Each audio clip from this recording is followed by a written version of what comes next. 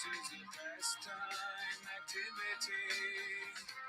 The toxicity of our city, Yo! What are you on the wall? How are you on the disorder? No! Somewhere between the sacred silence and sleep. Somewhere between the sacred silence and sleep. Disorder.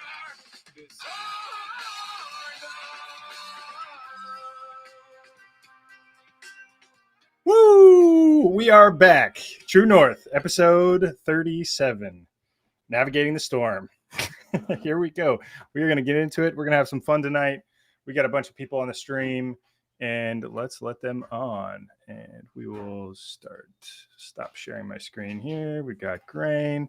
Okay, tonight we've got myself, Soleil, Dan Hillary, Mason, Ben Workman, and Grain of Salt. We are going to get into it, and we are going to get after it. Obviously, a lot going on in the market, a ton of noise, and this is the exact reason why True North exists. Now, True North exists. What is True North? If this is your first time watching because you're concerned or talking about the markets, True North the goal is to be the investment grade Bitcoin podcast, talking about Bitcoin-backed securities, Bitcoin-backed credit, their view in the market, experiences operating in capital markets. We'll talk about risk. We'll talk about volatility. We'll talk about interest rates, macro environment, all of those things, and also market sentiment, which is becoming more and more important within today's trading environment. So typically we start with leverage. We're going to start with a bit of housekeeping. And so the first thing I want to bring up here is actually we're going to start with Tim. Ladies and gentlemen, what you're about to hear may be amazing, but it is not financial advice. It's for informational and educational purposes only. Jeff? Thank you, Tim. None of this is financial advice. And the next part I wanted to talk about is that we do not force anybody to watch this show. We are here sharing information and our perspectives on the market, the marketplace, and we've got people monitoring the chat. If you are disrespectful in the chat, you will be removed. Additionally, the people that are here are operating in the capital markets and working in the Bitcoin space, and also retail investors, and have backgrounds that are very broad. The goal of bringing this group together that has very broad backgrounds and perspectives is to communicate, effectively provide education of what's actually happening in the market. So it's like a master's in corporate finance without actually having to work in corporate finance or get educated in corporate finance. And the information that we share and the perspectives that we share are very unique in that you can only get these perspectives having worked in these individual capital markets and have worked with bankers and worked with different people. So it's separate from, or it's different than getting a true traditional education. Is one of the things that I had a problem with in getting educated in finance in college. All of my teachers, none of them actually ever worked for finance companies. They were all academics, and academics don't take on risk. And when you actually work in risk markets, you learn a lot more about the marketplace in general than you would without it. So that's what we're going to start with. And the agenda today. So we're going to go through MNAV guidance. We're going to talk about leverage, go into statistics like we do every week. We're going to talk about the recent noise with the MNAV guidance and walk through it and just talk about some perspectives there. Risk and Bitcoin-backed credit and the concept of refinancing risk in today's environment. The market landscape, capital markets and scale, and then just a general broad discussion. We'll see where we go. I've been trying to keep these a little bit shorter, but I suspect we're probably going to go the full 2 hours because there's a lot of noise around these topics. So first thing I'm going to jump into is the leverage update. And here, back to sharing my screen. So why do we show this? We show this to give some perspective on what Strategy's actual balance sheet looks like. You can see this information. Oh, let me fix that. You could see this information summarized effectively on Strategy's website, but I like to keep track of it for my own personal purposes. And as of today, Strategy holds 629,376 Bitcoin at a price of 114,150. So there's $71 billion, $71.8 billion of assets on the balance sheet. The debt that they have on the balance sheet is $8.2 billion.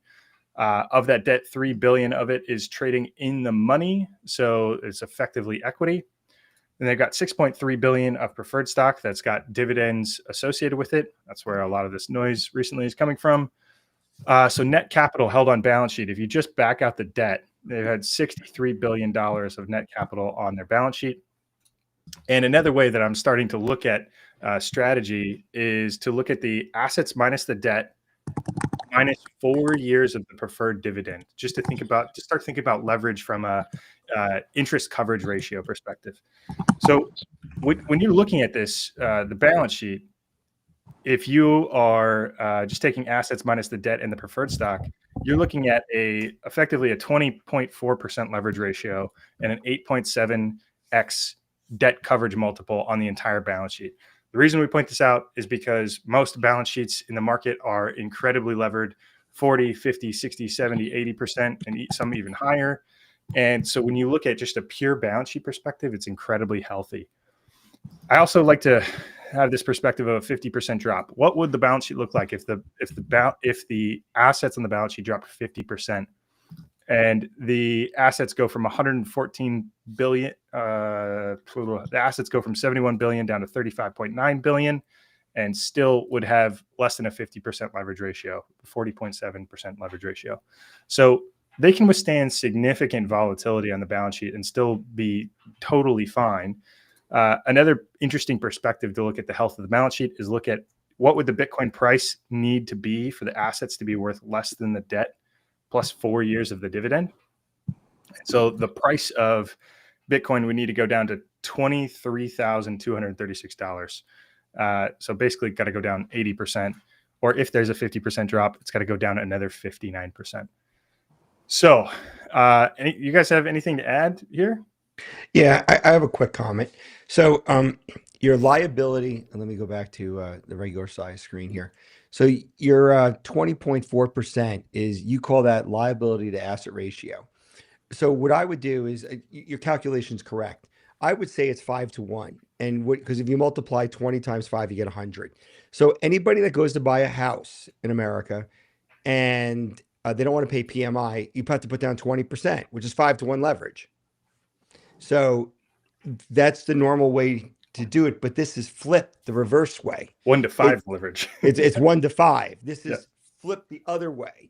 So their leverage is only 20%, whereas when you buy a house, you're 5 to 1 leverage. So that's where, when you show the 20%, maybe it's better if you show it as a multiple. Yeah. That's this bottom one, the debt coverage multiple. It's 8.7. So this is it's 8.7. Okay. Well, it's only taking the debt component. So it's taking the assets divided by the debt, just excluding the preferred stock because it doesn't have a maturity. Okay. So got it. The coverage multiple is 8.7, which is significantly higher than. Yeah, it's not incredibly healthy. It's not a lot of leverage. It's the reverse, and that's where I think that sometimes people just don't get it, because it's backwards from what it is typically when you take out leverage. Right. Exactly. Right? Exactly. And I think that's a unique perspective, right? It's crazy. You see in the market that there's a lot of people yelling, "Oh, this is a Ponzi," or "There's so much leverage on the balance sheet." And you look at the actual numbers, and as a shareholder, I'm looking at this balance sheet saying, I wish they were able to get more leverage. I want them to get more leverage. And it's interesting seeing the dichotomy of people that have no idea what they're talking about and the people that actually know, or have looked at the numbers and looked at what these products are, which kind of gets this risk component too. So Jeff, I'll chime in here on this part. So I think one of the things that you're trying to point out here is that MSTR True North, specifically for doing this, we look at these ratios and understand them. When you say the term bewilderment, what happens is they look at the total debt numbers in nominal terms. They say, "Oh, he's levering way up in nominal terms," and that's your 8 plus 6. That's your $14 billion in debt, correct? Yeah. And like, "Oh my God, he's got $14 billion in debt." But based upon the equity that he has, that's not a lot of debt at all, and it's the inverse of what it should be. And so when these people talk about this, they just talk about it as being a big number. And it's not in a big number in comparison to the equity that he has that he's holding. And I think that's the part that people, that's why they're bewilderment, because these numbers make no sense, because this is a very simple concept, but incredibly hard to understand. Right. Exactly. And if you look at the preferred equity, and a lot of people are, and I like to continue to hit on this, and we'll hit on it a little bit more later. But the estimated annual dividend from the preferred equity is around $607 million. That's the estimated annual dividend. If you just take that times 4, it's $2.4 billion. So 4 years of the dividend is $2.4 billion. That equals what? That's not quite right. It's a fraction, right? It's a fraction of the total assets held on the balance sheet. So you could think about this as they're effectively refinancing by having the ATM instruments on the ATM, the shelf ATM registration on all of the preferred equity instruments allows them to refinance 24/7, 365 by issuing those securities. They can access debt capital very quickly. Like typically, if you were to go refinance your debt, it's a whole process. You got to go out to the market. You do a presentation. Here's what I'm doing. Here's my credit quality. Here's what my business looks like in the future. Blah, blah, blah, blah, blah. And you got to go spend a lot of human capital. You got to put a bunch of resources together. You got to go find the capital markets. You got to go do it. And it takes a whole bunch of time. And when you do get refinance, you get the capital in the door, you go pay off the old debt, and then you get the new debt, et cetera, et cetera. And you keep doing this into perpetuity. This has been done in real estate for 100 years. Like refinancing your debt has been done in real estate for 100+ years. And I know I keep on jumping in here because this is an important concept to understand. In the 2009 financial crisis that hit with the housing market, provided that you had a fixed rate loan, let's say you put down 20% of your house shoots up in value, and then it drops down, and that 20% that you put down, your house is trading below what you bought it, and it takes out that 20%. Because that loan is not callable, just like in this case, these are not callable instruments that he has, and they're not collateralized by the Bitcoin that's there. But as long as you're able to make principal and interest payments on your house, you would not lose your house. The reason why the financial crisis took this out, and the reason why this is not a problem for Strategy, was because those loans reset. They were adjustable rate loans. And in this case, this is not what's going on. These are all fixed rate prefs, right? That the yield drops as the price of the underlying instrument goes up, which is the exact opposite of what happened during the financial crisis. And so this is a very simple concept that people just can't understand. And so is that fair the way that I said that, Jeff? I want people to understand what's going on here. Yeah. Rain, you've been studying prefs all weekend? No, I want to tell you something. I watched. He's back from the track and he's deep in the prefs again. Yeah, you're in the books, Crane. I'm not a bond trader. I'm a stock guy. So, but I watched your videos. Okay, what somebody wants to know, who do I listen to? I listen to Dan Hillary. I listen to Jeff Wall. I listen to Ben Workman. But Dan's been killing it with these videos recently, and I watch them. If I don't understand something, I watch it a second time. And so Dan has been putting out this great information, and then it sinks into my head. But I want the people on this call to be able to understand. If you don't understand it, where you can explain it to somebody else in simple terms in 2 minutes, then you don't understand it. And so that's why I see this. And Jeff, you use the term bewilderment. I can't watch CNBC because these people, they're like, oh, he's got $14 billion of debt. For fuck's sake. As a percentage of what is going out there, it's only 20%. And they cannot understand simple terms. I don't know how much easier I can make this. Yeah, exactly. I think somebody brought this up here. And so somebody asked, it's a fraction of the net capital, but Strategy is never selling the Bitcoin to pay for dividends. That is correct. So the balance sheet leverage, despite it being healthy, isn't relevant. I think that's incorrect.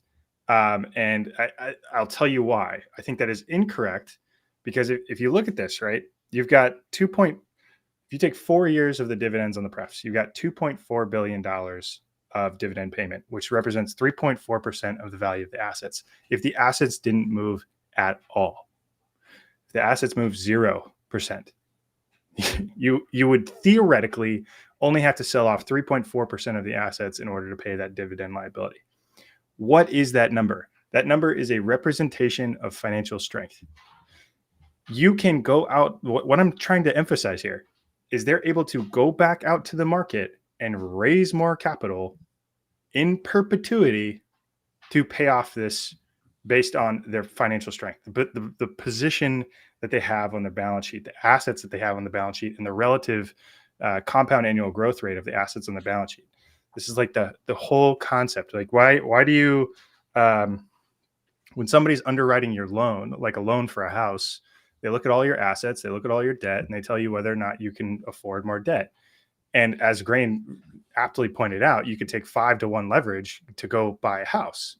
And now you look at the opposite, 1-to-5 leverage on a corporate balance sheet holding $71 billion of capital.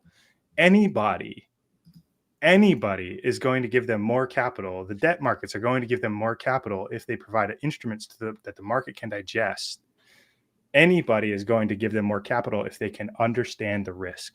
They can understand the risk profile.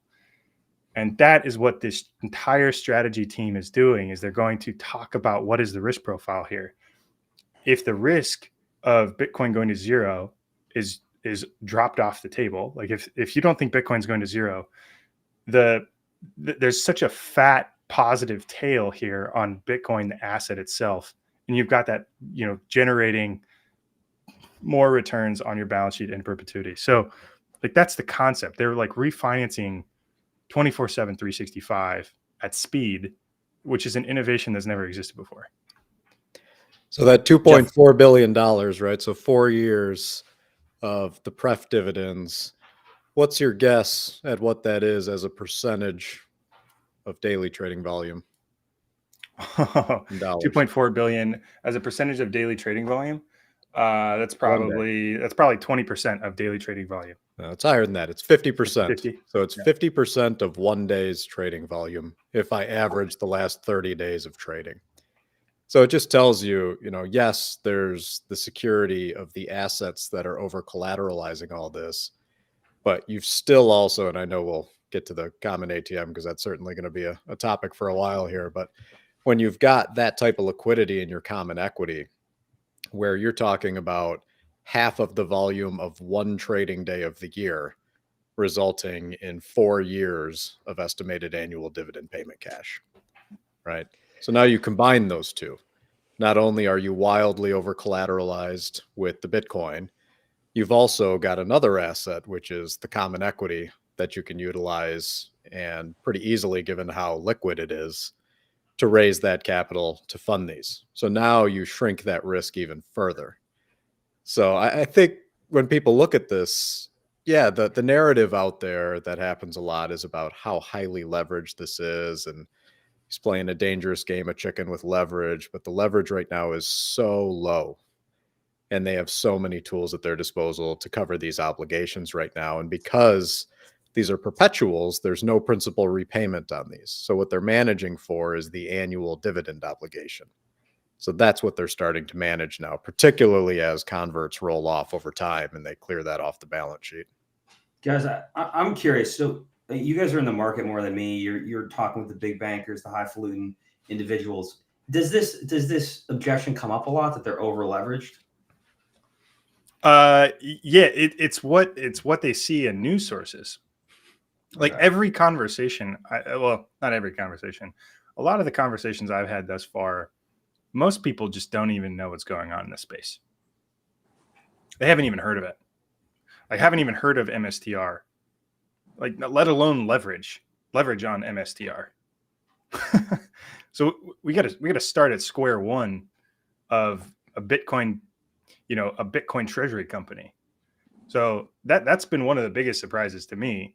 And then we talk about leverage, then you talk about balance sheet, then you talk about strength, then you talk about securitization, then you talk about risk profile, then you talk about volatility. It's like the education curve here is so big. It's so big. Everybody that's been here watching this stock for the last 8 months, you have 8 months of education moat. It's really interesting when you go to the banks in particular, and when you look at a lot of these transactions that are getting closed, you're going to start seeing a lot of repeat banks showing up. So there's a few bankers out there that have taken the time to start getting educated in this space. And because of that, they're the ones that are able to push these transactions. I would tell you it's becoming less, where I'm hearing the concerns about the leverage from like the banking community. But when you go and do media and they start talking to you about the questions that they want to talk about, it almost always goes back, and you almost always see the phrase dangerous leverage almost every time you go there. So that's the narrative most people are seeing, is what comes out through the media. And, there's still definitely a learning curve in the banks. I've been very surprised by how slow they've been to pick up in this space, particularly because of the incentive structure for them. Right? I mean, these companies are a home run as an investment banker. If you're one of these investment bankers that really starts to understand this space, and you know how to structure the products, and you know the right timing to structure the products, and how to price them to move them within the institutional investor community, these are career maker companies. If you become the preferred banker for, say the 3 to 5 largest of these that are going to be issuing securities regularly, you've got a continuous pipeline of bonuses effectively coming in for closing these transactions. So this is massive in that community. So I've been very surprised by how little engagement there's been. And I think a lot of that was because for the longest time, it was really one company. And that company already had bankers, and they were already getting moved into the bulge bracket by the time that they'd scaled. And once you're in the bulge bracket, all the mid-tier banks, they know, right? A lot of them will always tell you, we want to be your banker, until, Goldman Sachs comes and takes over. And then they're just happy to let you go work with Goldman Sachs or Morgan Stanley or one of these really big banks. So it has been really enlightening to have those conversations, to hear it. And it's evolved, but not as quickly as I thought it would, given the incentive to that group. Yeah, and another interesting thing I hear a lot, I hear it from specifically my friends of friends at JP Morgan and Goldman Sachs, and they say, but these are analysts, young guys, whatever. Why does MSTR trade at a premium? A lot of these guys are on the deal teams of the convertible pricing, convertible notes. They're just they're trying to figure it out. Why does MSTR trade at a premium? I mean, should we start to square one? Like, I think that's that's the only objection I hear prior to they're over leveraged. And I would say they go hand in hand. When someone asks me, why is MSTR trade at a premium? I say, from square one, I go, well, they have leverage and capital structure. If you think Bitcoin's going up, that awards a premium, that warrants a premium. So I think those two things are kind of interesting to talk about together. Yeah, and they control the leverage. So Ben, your point about the liquidity, and Jeff, your point about the ease at which they can just go out and raise capital with the preferreds. They don't have that hurdle of convertible bond deals anymore. They're completely vertically integrated. They don't depend on anyone. If they want more leverage, they have more leverage on demand. If they want to delever, they can delever on demand. And it's kind of like, Elon says the best part is no part, the best process is no process. And they're just eliminating all of these external dependencies, and they basically just control their own destiny at this point. Yeah, I would say that's the state they're trying to get to. Right now, I think you've been seeing that the ramp up in some of the prefs has been probably a little slower than a lot of people would have expected. And because that ATM was getting used and the liquidity was so good that even if they were taking a small percentage of the daily volume, it was delevering them really, really quickly. And so now, now they're getting all the tools out in market, and they have them now. Now they just need to scale them. And I think that was, part of what originally brought them to create the guidance that they did, was an acknowledgement that they got too delevered, right? I mean, they were down, I don't know if they got to sub 10, but they were at like 11% at one point or something. It was really low. And, so they were getting too delevered, and they needed to find a way to ease off that, because the more and more that they were using the common stock ATM, yes, they were acquiring a ton of Bitcoin, and that's going to result in a ton of Bitcoin dollar gains here down the road with everything that they accumulated, but it was dragging that leverage down, and they couldn't put the leverage on quick enough to be able to sustain that. So that was why in the past, I always thought that we would start to see a convert pop in periodically to kind of inject that leverage as they were getting too delevered. But then these prefs came out, and they launched way more of these prefs than I thought they would. You see the first one come out, you think maybe there'll be 2 or 3, and within a few months we've already got 4. So they got these into the market, they got the ATMs open, and they're moving towards the point where they're now going to control their own destiny. And to your point, be able to build leverage on demand. So as these scale, I think that'll be helpful. But it seems, the market gave them a little slap on the wrist here this week. And so we'll see what that means in terms of any announcements that they put out next week with Bitcoin purchases and where that capital came from.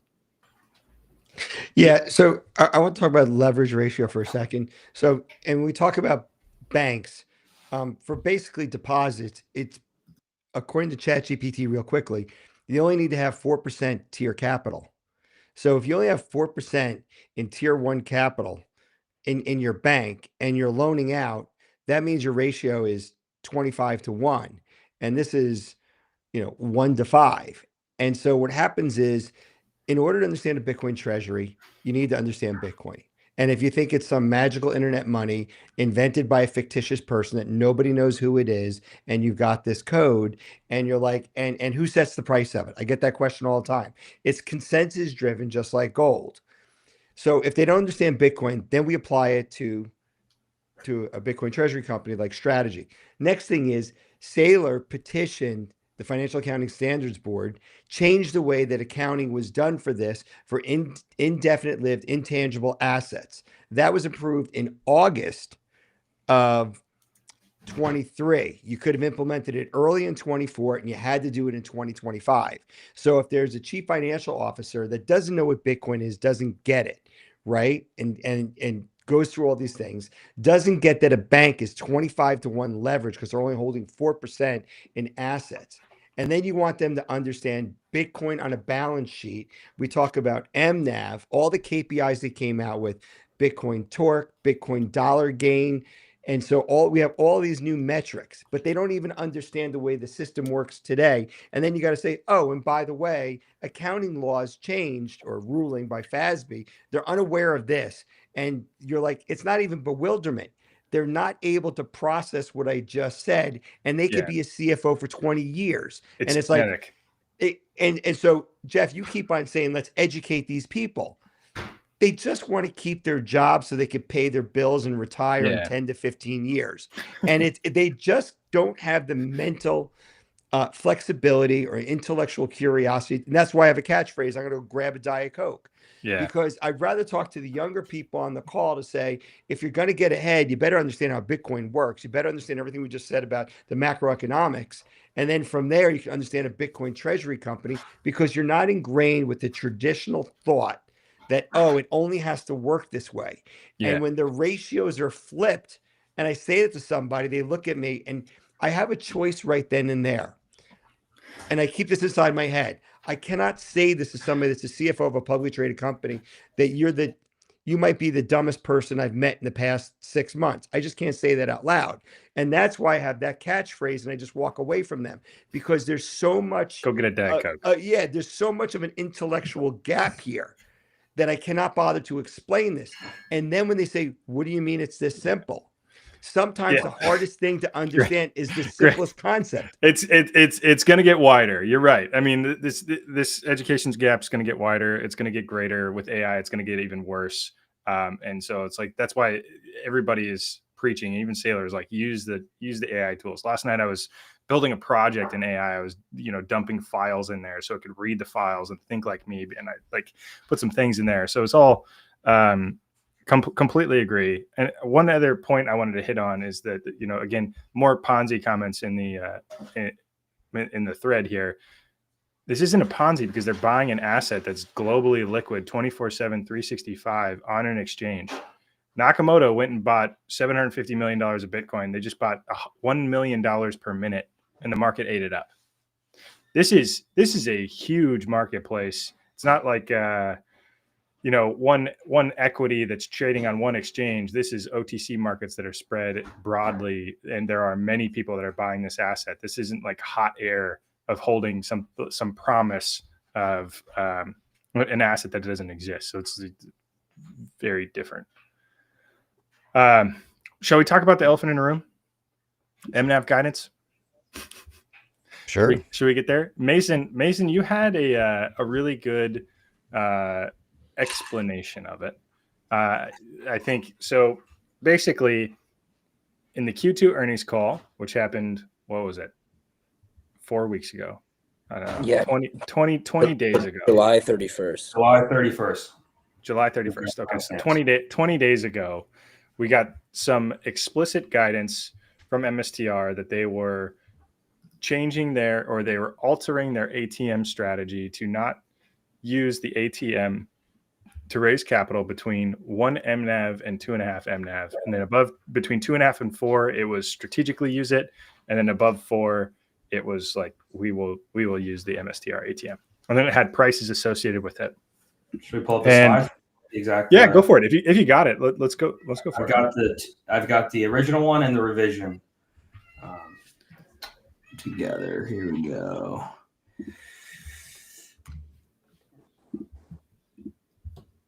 Can you guys see this? Mm. Nope. I see everybody else. It's our meeting. Oh, God. 1 second, guys. Apologies. I did like that people were calling out that Dan put his rally cap on, though. He's Rally ready to cap. turn these markets himself if he has to. Gotta do it. Here you go. You guys see this? This is the It's original. only weird if it works. This Or, is the excuse me, it's only weird if it doesn't work. The updated guidance. Yep. So Okay. originally, Yep. below the 2.5 MNAV strategy will not issue MSTR except to one, pay interest on debt obligations, and 2, fund preferred equity dividends. The updated guidance was strategy. This was 18 days later, guys. I think it was August 18th. This was Monday. released. So that would be August 18th. Yeah, 18 days later, strategy will technically issue MSTR to pay interest on debt obligations, fund preferred equity dividends, and 3 otherwise deemed advantageous to the company. So there are 7 words there that changed a lot of people's fates. Let's take a moment and understand the anxiety that they probably had when they issued that. Like, what do you think they were thinking about? I'll tell you what they weren't thinking about.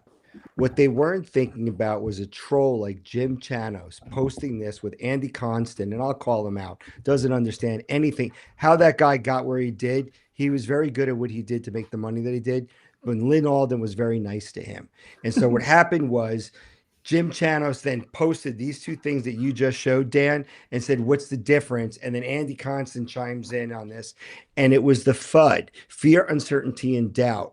And I think they probably thought about it, but they didn't think about what happens when a naysayer like Jim Chanos just says, oh, well, this is it. And it started a FUD machine that went unstoppable for 3 days.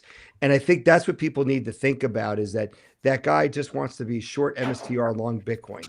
And you guys fed right into it. He played the social media really well for a freaking boomer. So, yeah, go ahead, Ben. You got something there. I was just going to say, I think one thing you have to consider when you look at any new guidance is, what investor group are you looking at? So, for instance, what you just said right now, Grain, about, Chanos and these other guys being on social media, you look at which group are they playing to, right? Where are they breaking sentiment?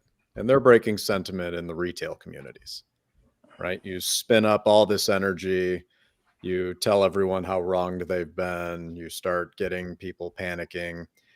What I think people are overlooking is, who are the actual primary shareholders of this company, both the common stock equity, the preferred equities, the convertible bonds. It's major institutions. So I think the lens you probably have to put this through is, what were they thinking when they saw that guidance, right? These are the people that are actually bringing the real capital in. And when you see more than $4 billion a day trading hands in MicroStrategy, that's not retail, right? Retail's not moving this thing around. I know that it's the loudest in retail, and that's because that's, the echo chamber that we've all gotten ourselves into here. We're in that community.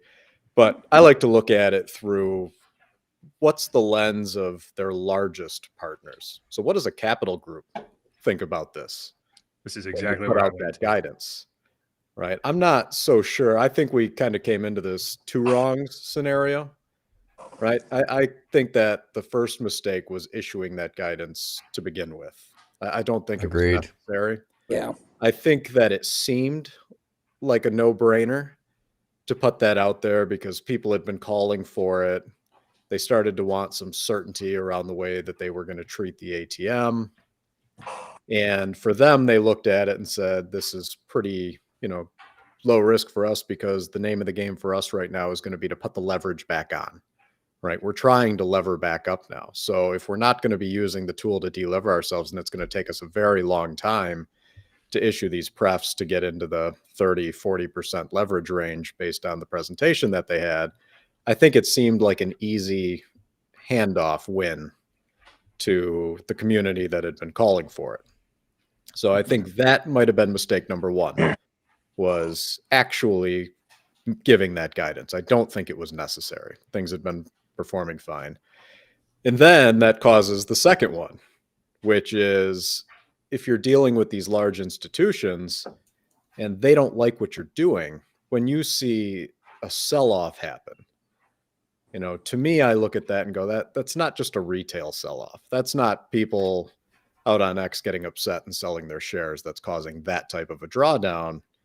You might be getting your wrist slapped by a large institution saying they don't appreciate that guidance. And then you've got to reverse and go, well, it's not exactly what we meant, and like kind of walk it back. So you're almost in like the two wrongs and you've got to learn as you go. And I don't think that there was anything malicious about, this whole transaction. I think people are trying to make this, a very malicious endeavor that happened where people were deeply wronged.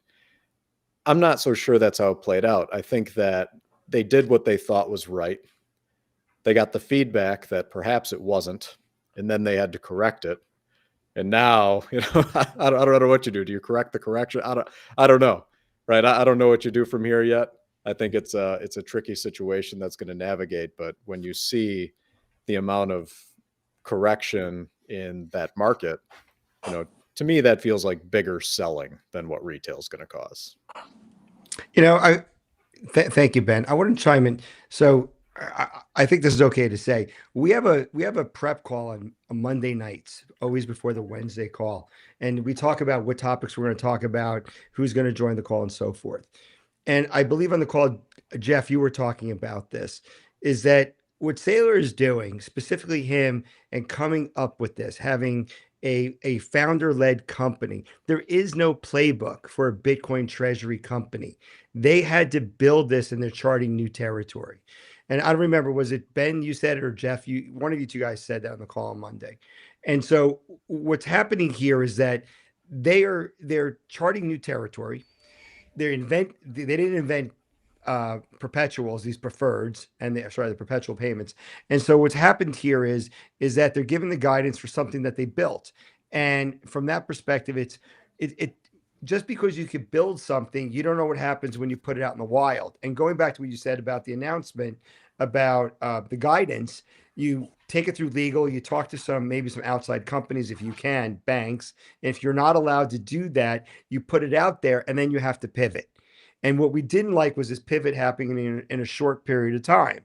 But realistically, the concept of MNAV, I believe it's either Jeff, you or Ryan came up with this a year and a half ago, right? The whole concept of multiple net asset value. And so from that perspective is we have brand new metrics that we talk about. And then what should that number be? Like PE. We all know that a PE of sub 10 is probably a pretty low volatility company and not going anywhere, but a PE of 300 is absurd, or a PE of 0 is crazy. It means there's no earnings per share. But for MNAV, it's all over the range of where it should be. And I think this is where we're trying to figure out what is the range that these metrics should play in. And if you give guidance on it, can we hit those objectives? So I think what I'm trying to say here is that it's kind of hard to figure this out until you do it. And this is the first company to do it.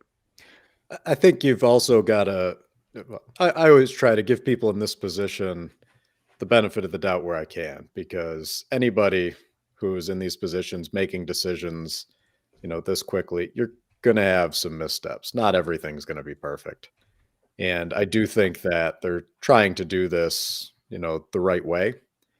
And they thought that putting out that guidance was the right way. And then you also get to the question, because I've heard people say, well, all they needed to do was wait for a couple of months before they changed the guidance. And, I'd ask you, which one would be more disingenuous if they knew they were going to change the guidance and didn't do it? Exactly. So they sat on it and they gave you a couple of months and then they changed it, but they knew, months before that they were already going to make that change, right? I think that's a consideration. I think they did it as soon as they realized it was a mistake. Now, clearly, timing not great, right? I mean, I'll timing was acknowledge horrible. that. That's a tough look, right? It's a really tough look. But I do think that there is a component of this where, you're learning on the fly and you put things out and you run through a presentation, and then all of a sudden you get overwhelming feedback on that, probably behind closed doors and publicly out on the internet. And sometimes you'll learn that you may have made a mistake there and But you're going to have to correct it. I don't even think it's verbal feedback. If you just look at MSTR IBIT, we kind of puked after Yeah. their earnings there. So That's the ultimate feedback, right? Yeah, Capital gives the feedback, right? Capital's Yeah. going to move. And if the capital's upset with something, it's going to move somewhere else.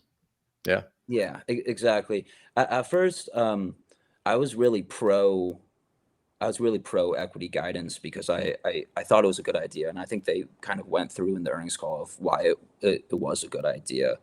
And it's exactly what Grain said. They're flying this ship or flying this plane in the air, and they're trying to figure out how this works in real time. And I think what they couldn't account for was the second and third order effects of putting out that equity guidance. And you don't know how the market's going to respond until you do it. And I think they are a fairly agile team, and they're receptive to all different types of players. And I think they're just trying to do what they think is best for common shareholders. So I think at first I was kind of like, yo, what the hell? But the more I thought about it, the more I looked into what the actual price was doing, what the preferreds were doing. It made sense to me that the pivot was not for nothing.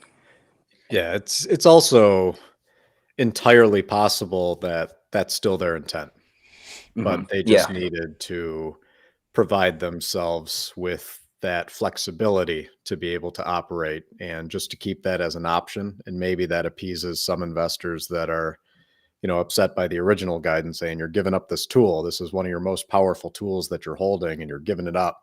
And there's no guarantee that the market's ever going to reward you at a 2.5, right? That's not necessarily up to you. And so I could see where there would be a reaction against that type of a move happening.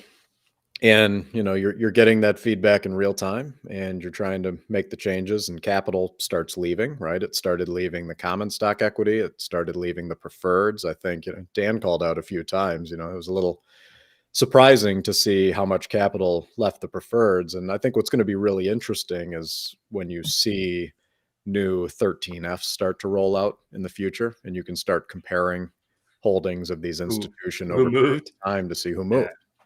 Right. Who might have been upset by this? Because if you're moving, I think a lot of if you would go look at the prefs, I think a lot of those are going to be held by institutions. Now, we might not be able to see the moves in some of those because I think some of them haven't had a reporting cycle yet to be able to measure against. But like Strike, I know that information's out there, so you'll be able to watch that one and see which capital moved. So this is going to be a major learning event.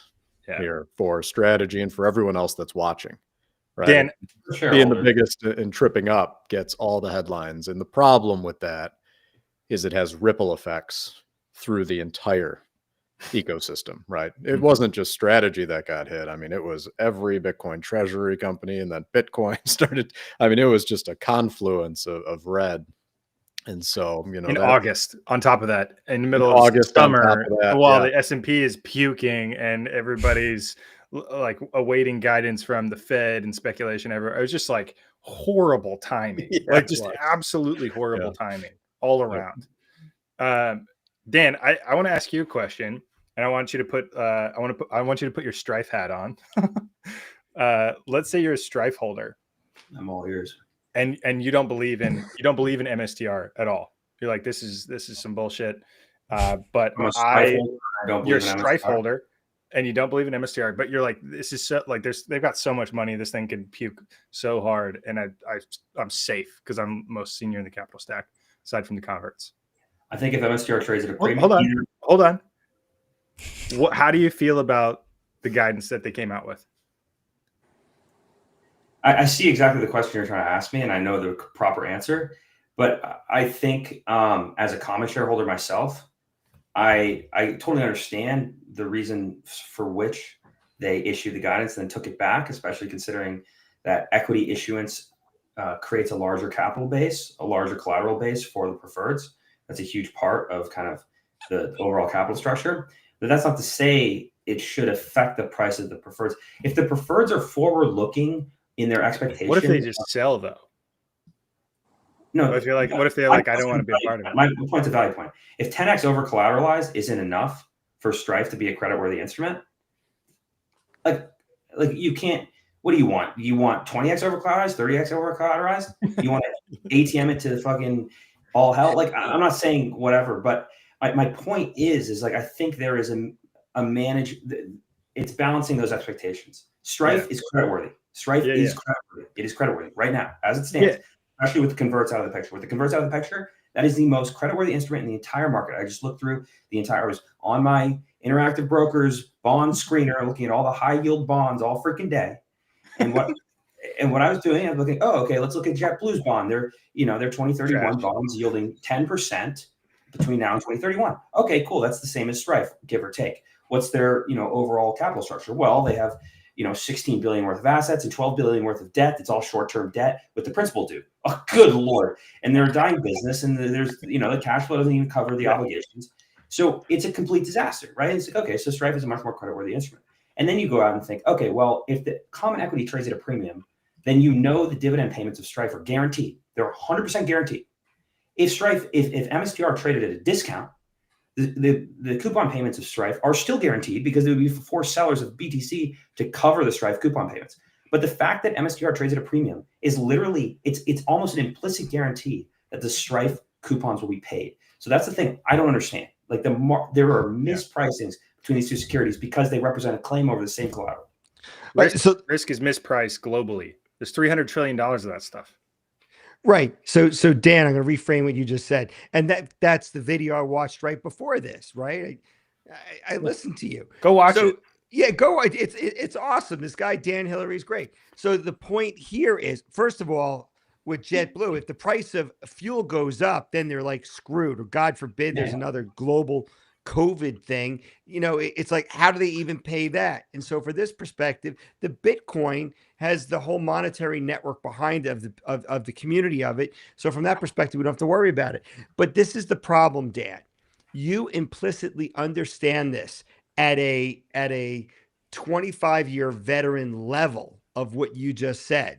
But the 25-year veteran of existing bond pricing is like 25 years below. There's like a 50-year spread between the common understanding of bonds, right? The way that they've been functioning for the past 100 years and what you just described right now.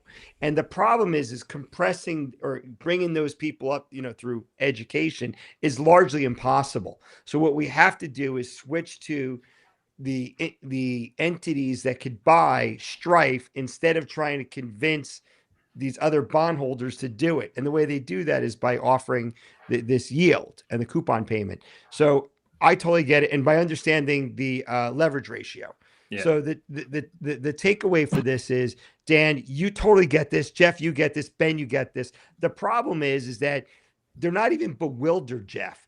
They just don't get it. I don't know how else to say this. They think that Bitcoin has a probability of going to zero. And everybody on the screen thinks Bitcoin does not have a probability of going to zero. That's it. That's right. Fine.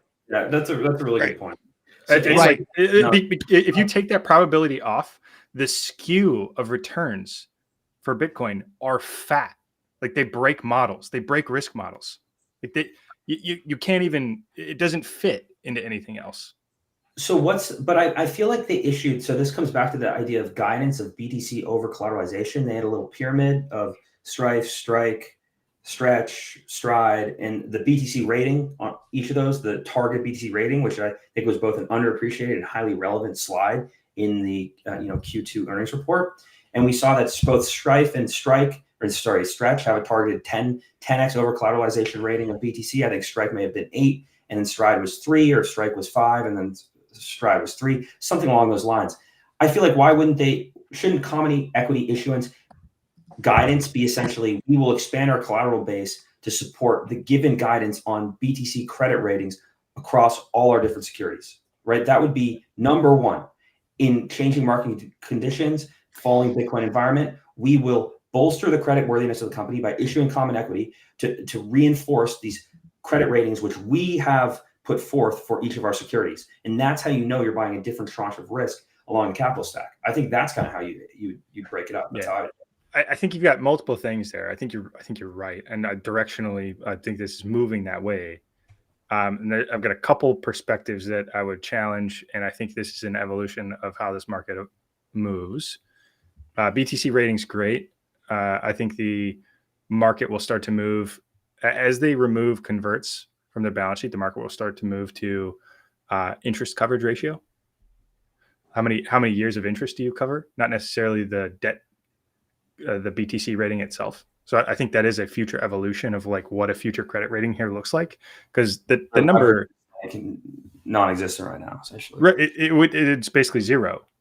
They can pay 120 years. I think they could lever up the capital stack with like 100% liquidation preference over the BTC. That would be a game changer for the common equity. It would be really scary, but it could be highly successful. It would be scary. Now here's two elements that I think apply to this MNAV situation and kind of your conversation here. When anybody buys an equity, you have to trust the company. Like there's an element of trust. If you do not want to buy a product where you have to have trust, go buy Bitcoin. That's something we've talked about from the very beginning. Like if you want a trustless asset, go buy Bitcoin, hold it in cold storage. I think everybody, it's not financial advice, should go through that process. In order to have conviction in what you're holding here, you should understand how Bitcoin works, and you should have done a cold storage Bitcoin transaction. And if you want a no trust system, you could do that. Now, anybody that's here, if you if you hold any equity, you have to trust that the team is aligned with you and is going to operate in best interests of the equity holder. And so there's this trust element. And if you buy the securities, the credit-backed securities, you also have to have another level of trust that they're going to manage the capital and the collateral ratio, particularly because of the small component of profitability of their software business. So you've got just multiple layers and elements of trust that I think can evolve. Like that's why I'm working in this space. I think this trust space can evolve drastically. And you think about to Ben's point earlier, how people are involved. Saylor owns 7.1%. I'm going to share my screen because I think I looked this up because I was curious too on 13Fs, and maybe I'll make this a little bit bigger so people can see here. So this is the institutional holders. And this is the top 100 I've got listed in this list here. The top 10 institutional holders of MSTR hold $27.6 billion. That's a lot. That's a lot of capital. If any of these guys call you at any point in time and they tell you to jump, the only response is how high? How high do you jump? And that is, I think we've got to take that into consideration. Again, do I think anything that happened was ideal? No, but this is like you think about like the scale of Twitter and all of the people that hold capital on Twitter. I'm not even a blip on this radar. Josh and all of his followers, a lot of respect to Josh, but Josh and all of his followers are not a blip on this radar. You go down to the 100th largest holder here. 100th largest holder has $32 million of this stuff. And this is what's publicly filed. This is what's publicly filed in the US. This doesn't take into consideration international sovereign wealth funds or anybody that doesn't report in the US. So if you just take Saylor and Fong, which this is actually an interesting data point. Fong has 1.3 million shares, which is about $477 million. Another interesting data point. But if you take all of the institutions and that file in the US plus Saylor and Fong, you've got 56% of the ownership there. And you gotta trust that they're operating in best interest of the common equity shareholder and everybody's aligned. So, I mean, we're probably going to get roasted for saying that, but like, it is what it is. Like all equities have a trust element. Like if you buy Tesla, you got to go trust that Elon Musk isn't going to, start getting into hentai anime porn, which I think is a pretty big risk rate these days. So, that's where we're at. And, it's just kind of how I see the world. It's like, it's rational. Like you start to take a rational perspective here. And I think they're kind of screwed either way. To your point, Ben, you had like two mistakes, and then how do you fix it? They're probably just frozen, and they see everything that's happening in the marketplace right now. They know, like Saylor watches this stuff. Everybody sees this stuff. Yeah, if you're trying to build trust, like, are you going to wait 2 months to fix a mistake for better optics? That's not the way to go. And I didn't like the original guidance. I actually prefer the revised guidance. So I'm glad they did it sooner than later. When I saw the original guidance, I started feeling real good about my covered calls. I was like, oh, okay, cool. I got a framework. I can just plug it in. And if I'm feeling good about my covered calls, that means I'm worried about my long calls. And I know that was something that they wanted to solve. Like that was something that they thought they were solving with the guidance. And I was like, oh no, this was like right up my alley. And I don't want to feel, I don't want to feel confident in the covered calls. Like that's not how you should feel. You want that uncertainty. And so the revised one built in that, that uncertainty of giving the company the ability to do what they need to do for the company without it being too obvious. So I would have preferred that the whole guidance was proprietary. Like I don't mind them having guidance and thinking about it, but it kind of just reminds me of one of my favorite lines from Office Space when they just stopped paying that guy that they had fired a long time ago, and they said, we fixed the glitch. So, there was a glitch in the guidance and they fixed the glitch, and, better sooner than later. Yeah, but I think that table you were showing, Jeff, it does just put numbers to that point where we have to regularly remind ourselves who's actually in control here. And it is none of us on Twitter. None of us, right? I mean, those are huge numbers. And if you're getting that call through your IR, you're taking it and you're listening very closely, because if Capital comes out and says, we don't like it, we're out, and they're offloading, what do they have? $5 billion worth of MSDR stock. You're going to feel that in a big way, right? Those are partner level investments in these companies. And so you have to be cognizant of who are the true partners here, right? We look at it through the investing lens of a retail audience, because that's what most of us have spent most of our time around, right? We invest like retail investors do. That's our view of things. We get the information we get. It's a different ball game for these companies that are investing, $4, $5, $6 billion into one of these companies. That's a very different type of relationship that you form with these companies, and you're going to be in regular communication with them, and they're going to be the ones that give you feedback really, really quickly. But, putting out a blueprint like that, to what Soleil just said, that's something that they may not appreciate at that level, having a blueprint that's that spelled out for that reason. There's some questions that came in. What do we do about financial education? Really, Saylor has to educate the top 10 here. That's it. That's the key institutions that need to understand. It's not an insurmountable task. So what if these 10 are all on board, which I believe they probably they are, that there's really only maybe 10 or 20 other large institutions that he has to basically onboard. And in order to understand what a Bitcoin Treasuries company, what he's specifically doing.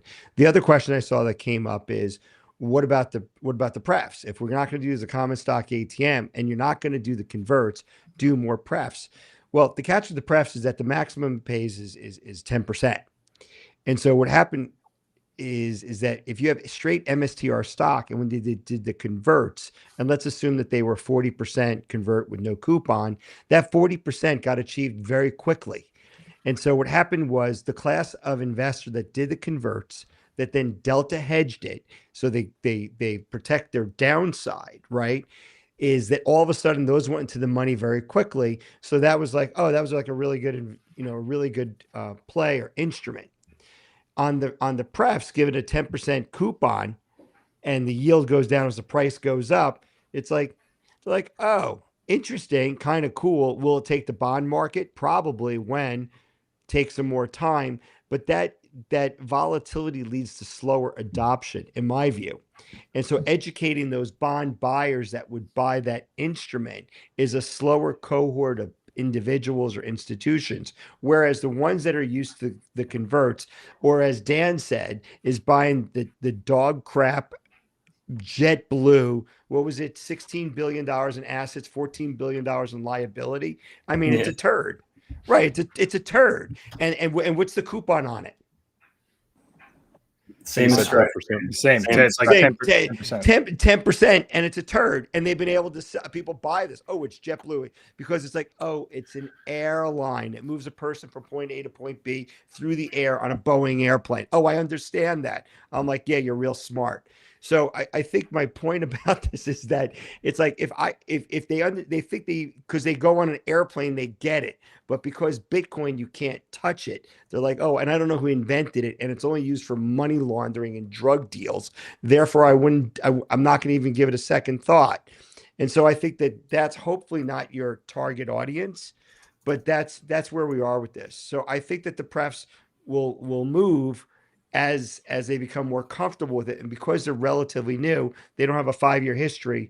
Now, MSTR stock has been around for 27 years, but the converts and MSTR on a Bitcoin treasury have been around now for half a decade. So that's a much different time frame to understand what the behavior of these instruments are in the real world. And that's why you can be more comfortable, because you can look at the value of this, how it moved through crypto winters. And I think that comfort factor just comes with time. Yeah. And this risk element, which, Dan, I love that you're leaning into this, the fixed income space, because this is, it's super fascinating. But like that JetBlue bond, the JetBlue pref, it's probably got zero liquidity, right? Like if you held it, if you wanted to get rid of it, it's probably so hard to get rid of. Like if you tried to offload it and there's probably just not a lot of buyers there. And this element of liquidity and these new instruments they're coming out, which are hyper liquid.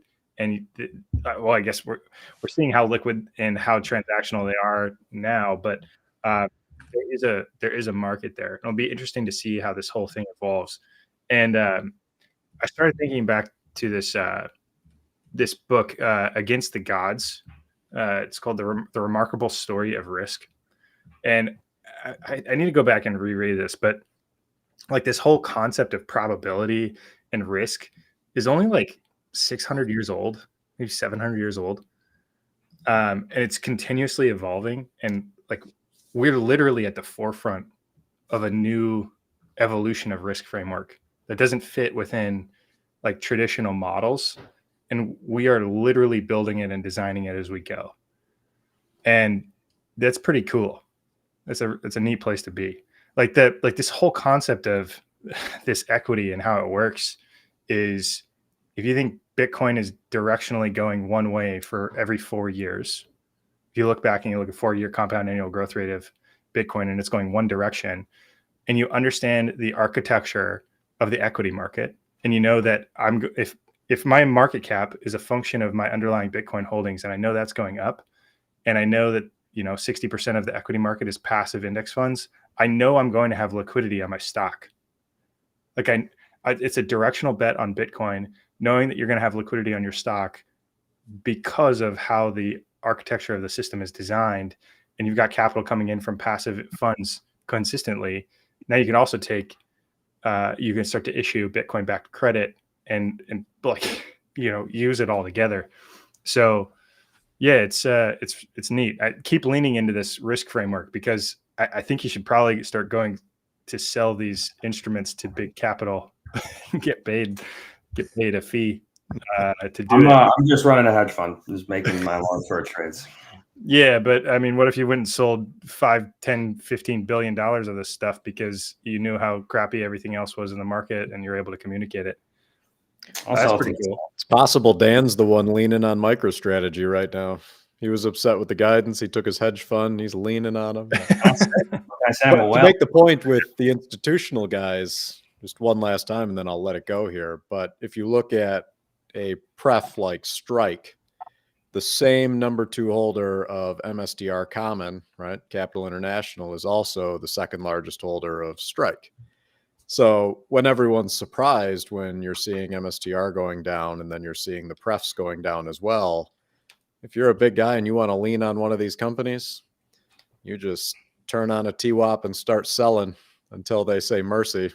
It's a possibility. I don't know that that's what's happening, but when you look at how interconnected the holdings from these institutions are across this entire portfolio, and you're seeing, this activity in prefs that you wouldn't expect, necessarily just because the common stock is going down, or at least to the extent, you start to look for how are all of these connected.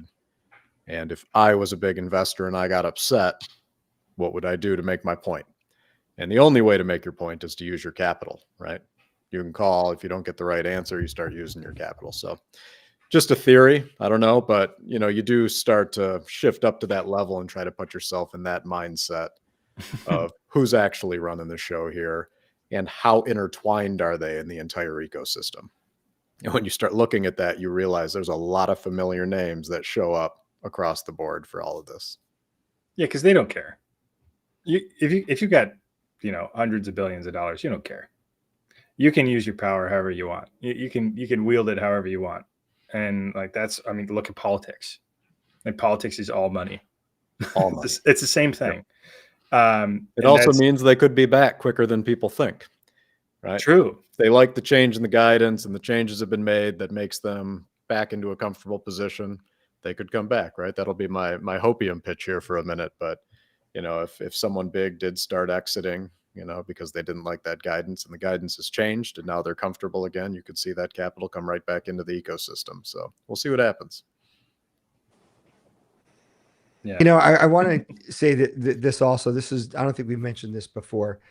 The other thing is that because the Bitcoin Treasury Playbook was published in 2022, Saylor published it. And then what happened is, and I believe Semler was the first company to adopt it, maybe the second company to adopt it. I'm guessing. I'm correct. Semler was, yeah. It was just number 2. So now what's happened is that you have over 100 publicly traded companies that are all doing this. So when MSTR was the only instrument, because you really couldn't buy the converts unless there's a way to do it now as a retail, but the only way that you could get access to a leveraged Bitcoin equity, which we didn't even have the term back then, was just the MSTR as that only instrument that you could buy. Now, what's happened is that because the ecosystem has gotten bigger, there's now other alternatives to buy, which then that capital moves to other instruments, which may have different multiples or metrics that they could judge by this. And so that takes some of the buying pressure off from retail on MSTR. Now that's, there's an old saying, the victim of your success. And this is the thing where he built this ecosystem and he always planned to do it.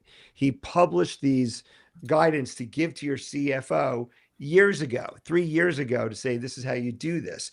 And so what he's done is not only blaze the trail for strategy, is that he's also built this ecosystem of other companies to copy what he's doing. And from that perspective, I think that also happened about the same time from November of last year to now, that took some of the buying pressure off on strategy. And so I think that all of this came together. I think that time and price solves all problems, provided that you don't rent your conviction. Jeff, you said this at the beginning. Ben. Oh, sorry, yeah, Ben, you said it. Yeah. If you have conviction in Bitcoin and you believe in that, and that if you had everybody that's on this call right now listening, we have what, 5,000 people, 7,800 people, 8,500. 8,500 people. Okay, 8,500 people on this. If somebody came to you and said, "Hey, we're going to let you borrow 50% of whatever you, let's say you have 100 grand in Bitcoin, you have one Bitcoin, we'll let you borrow 100 grand. So you're 50% levered to go buy another Bitcoin, and you got to pay us back in 5 years, and it's 40% you got to pay back in 5 years." I think everybody listening would be like, "Oh, I'll take that deal." Now that's a convert. That's what it would be. We would all take that leverage right there. No margin call feature. It goes 5 years, and I only have to pay you 40% of what it is at the initial purchase price on an agreed amount that it goes to. And if it goes way beyond that in 5 years, you don't get, the other side doesn't get the upside. You keep this. Of course, Yeah. you would take that deal. So can we talk about how freaking cool it is that Strategy started talking about this? They laid the framework, and then he goes on just a podcast journey and says, "Here's what I'm going to do. I'm going to add Bitcoin to my balance sheet. I'm going to lever it. I'm going to start doing all this other stuff." And he convinced other people to do it. Like, can you imagine like that feeling? Like, as I'm now working for a company that's looking to do the same thing, it's incredible. Like, it's like total pioneer.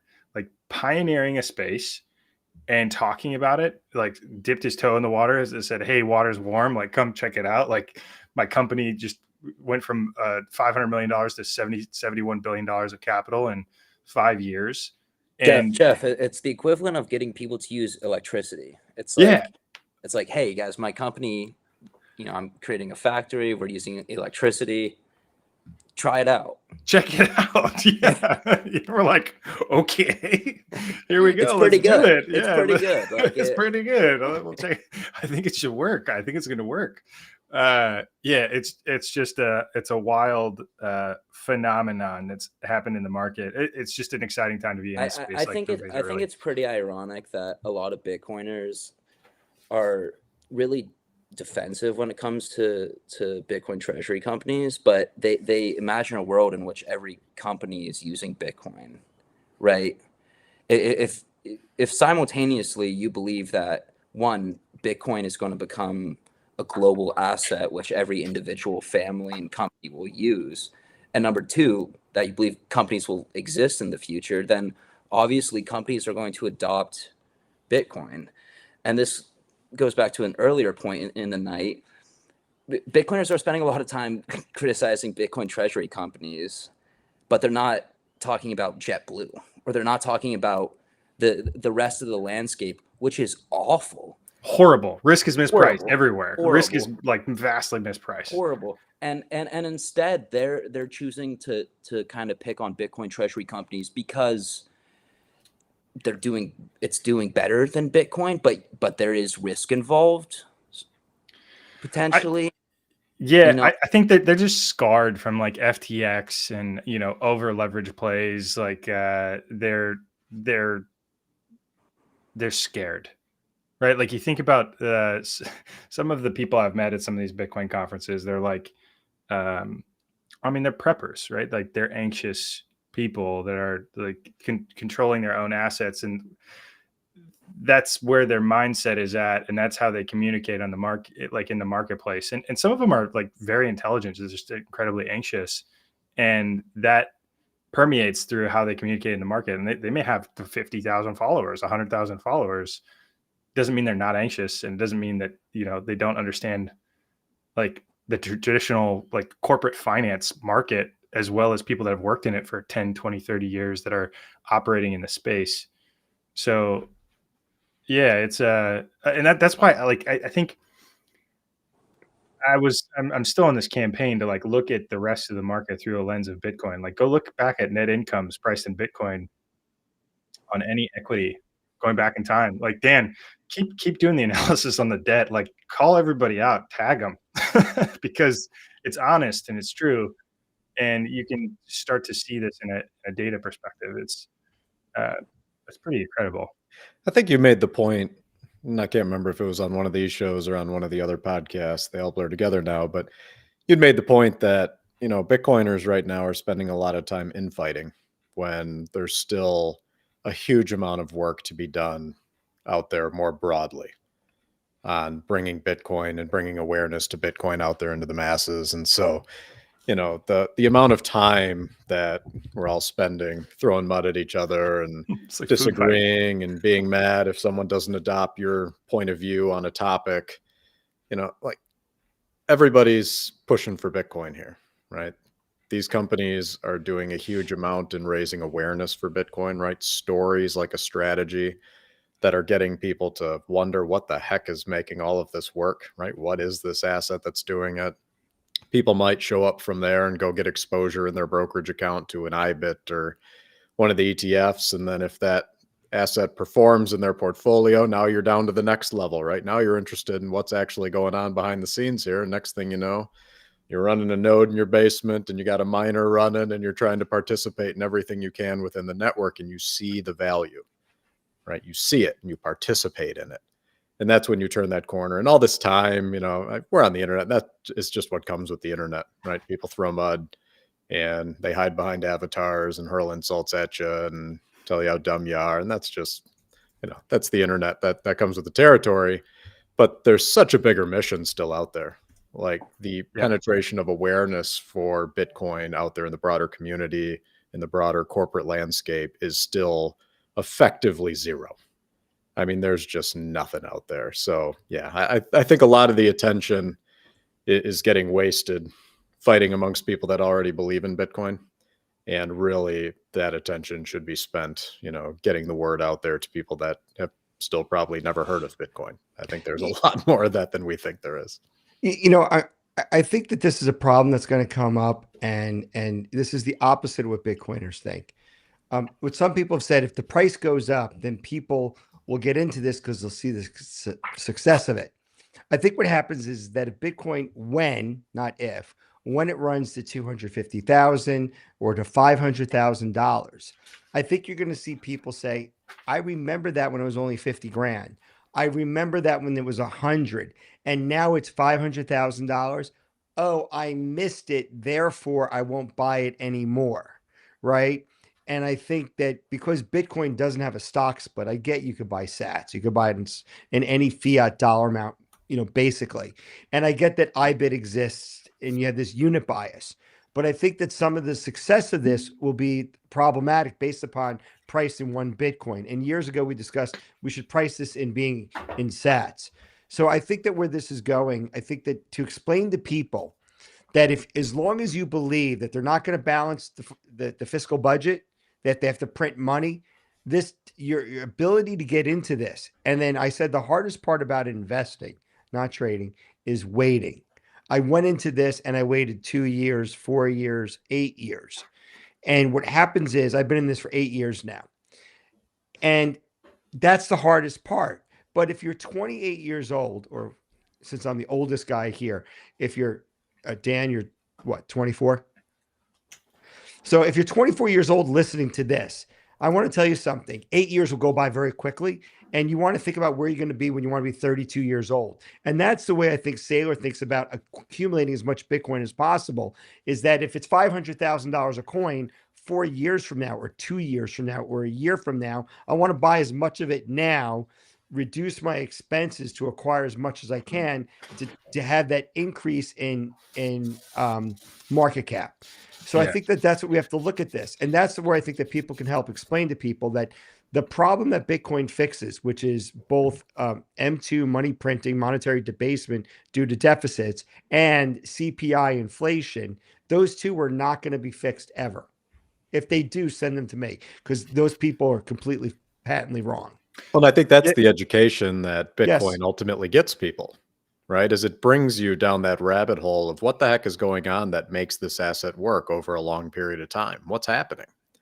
And it's not just that the number goes up, right? It's that there's several numbers going up, including the supply of the one unit or medium of exchange you're used to using, right? The US dollar.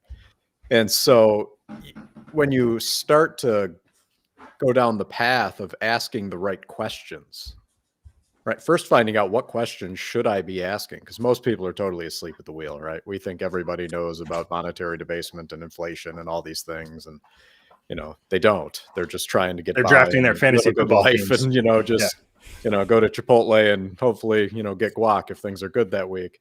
But when you start understanding the right questions to ask, because you start to understand that there's a significant long-term impact of ignoring it or not understanding it, that's when that real education kicks in and you can start searching for what is the solution to that, right? How do I get out of that system?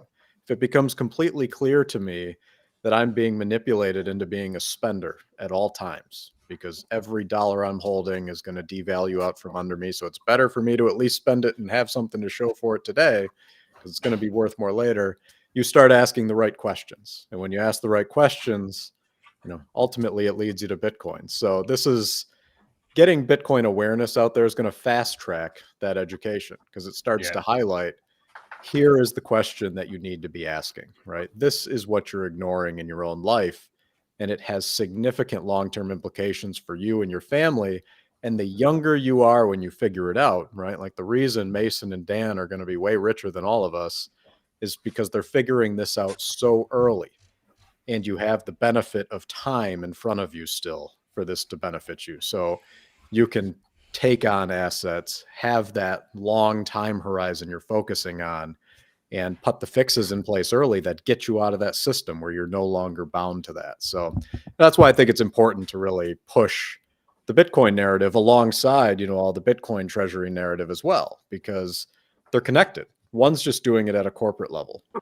They're saying, we've got this problem too, right? And, JetBlue hasn't figured out that they have this problem yet, but they've got this problem too. And they've got to find ways to solve for it. And if you view your business as an entity that needs to exist 10, 20 years, you've got to solve for this issue in your corporation as well. So to me, this is all about getting that message out there into the universe, getting people to start getting curious about it, understanding why these companies are working, why the valuations on them are continuing to go up, why Bitcoin continues to appreciate over a long period of time. And once they answer that question, it becomes rather obvious what to do. And the prefs are a continuation of that journey. Mm-hmm. I think that's another thing that like a lot of Bitcoiners think that, or at least just a general sentiment of like sailors out to kill this thing, which seems kind of strange, but like this is, I'm going to get roasted for this. This is good for Bitcoin. Like having companies that are securitizing Bitcoin and creating financial products that are backed by Bitcoin is good for Bitcoin. Why? Because it's bringing people into the network that would never otherwise buy Bitcoin. And like some of this, David Peterson put this together, but I really liked it. This is an analogy that I made, is that strategy is effectively fishing in the ocean at different depths for different types of fish. And like these big whales that are, at the bottom of the ocean are not going to come up to the top and like eat your bait on the top of the ocean. They can't do it. They're not meant to do that. They're never going to bite at the top of the ocean. So you got to drop a hook down to the very bottom to where they're at. And like these pools of capital are enormous. Like the ocean is enormous. The amount of, buyers that could potentially buy these instruments are enormous. And there's significant opportunity here, not just for strategy, but for other companies to do the same thing, which is why you're seeing other companies start to do this. Because this is a $600 trillion market. There's like $400 to $600 trillion of capital that could be interested, like total addressable market that could be interested in these types of products. And like that market is going to continue to grow at the rate of global monetary debasement. So it's huge. Like this is the biggest total addressable market in the planet. Like Bitcoin's got money, Bitcoin is sound money. And now you can create these products that can address and fix the capital markets. So there's a long ways to go. A lot of work to do. No, I did see one funny comment in there, based on all the guidance stuff. What would the response of the group be if they decided to put guidance where they might consider putting Ethereum in their treasury? Okay, that's a fair roast. I'm out. I'm out. Please do I not. know put we're it- all super fans, but I'm out. I don't think I'm I'd be out. able to get out fast enough before everyone else did. Yeah. But, I'm out. the but that's- problem with all the other digital asset treasury companies that are out there now, right? You're seeing there's Dogecoin treasury companies. There's all kinds of stuff out there now.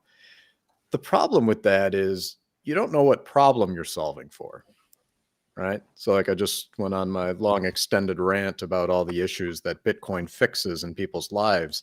That's a use case that's universal to corporations, to individuals, right? So that asset you can conceptualize in your mind. You understand the use case for it. You understand the value that it's providing to you. You know what it's solving for. With all these other ones, my problem is always, I don't know what they're solving for. I cannot figure out what they're solving for.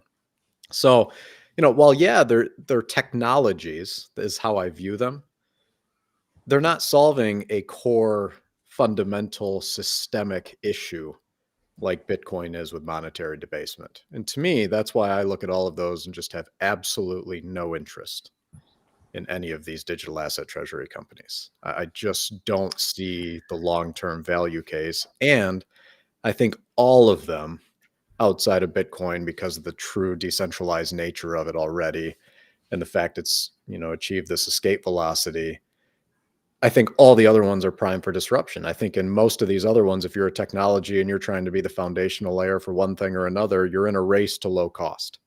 And you're just waiting for another token or chain to come out that's optimized for low cost for the problem you're trying to fix.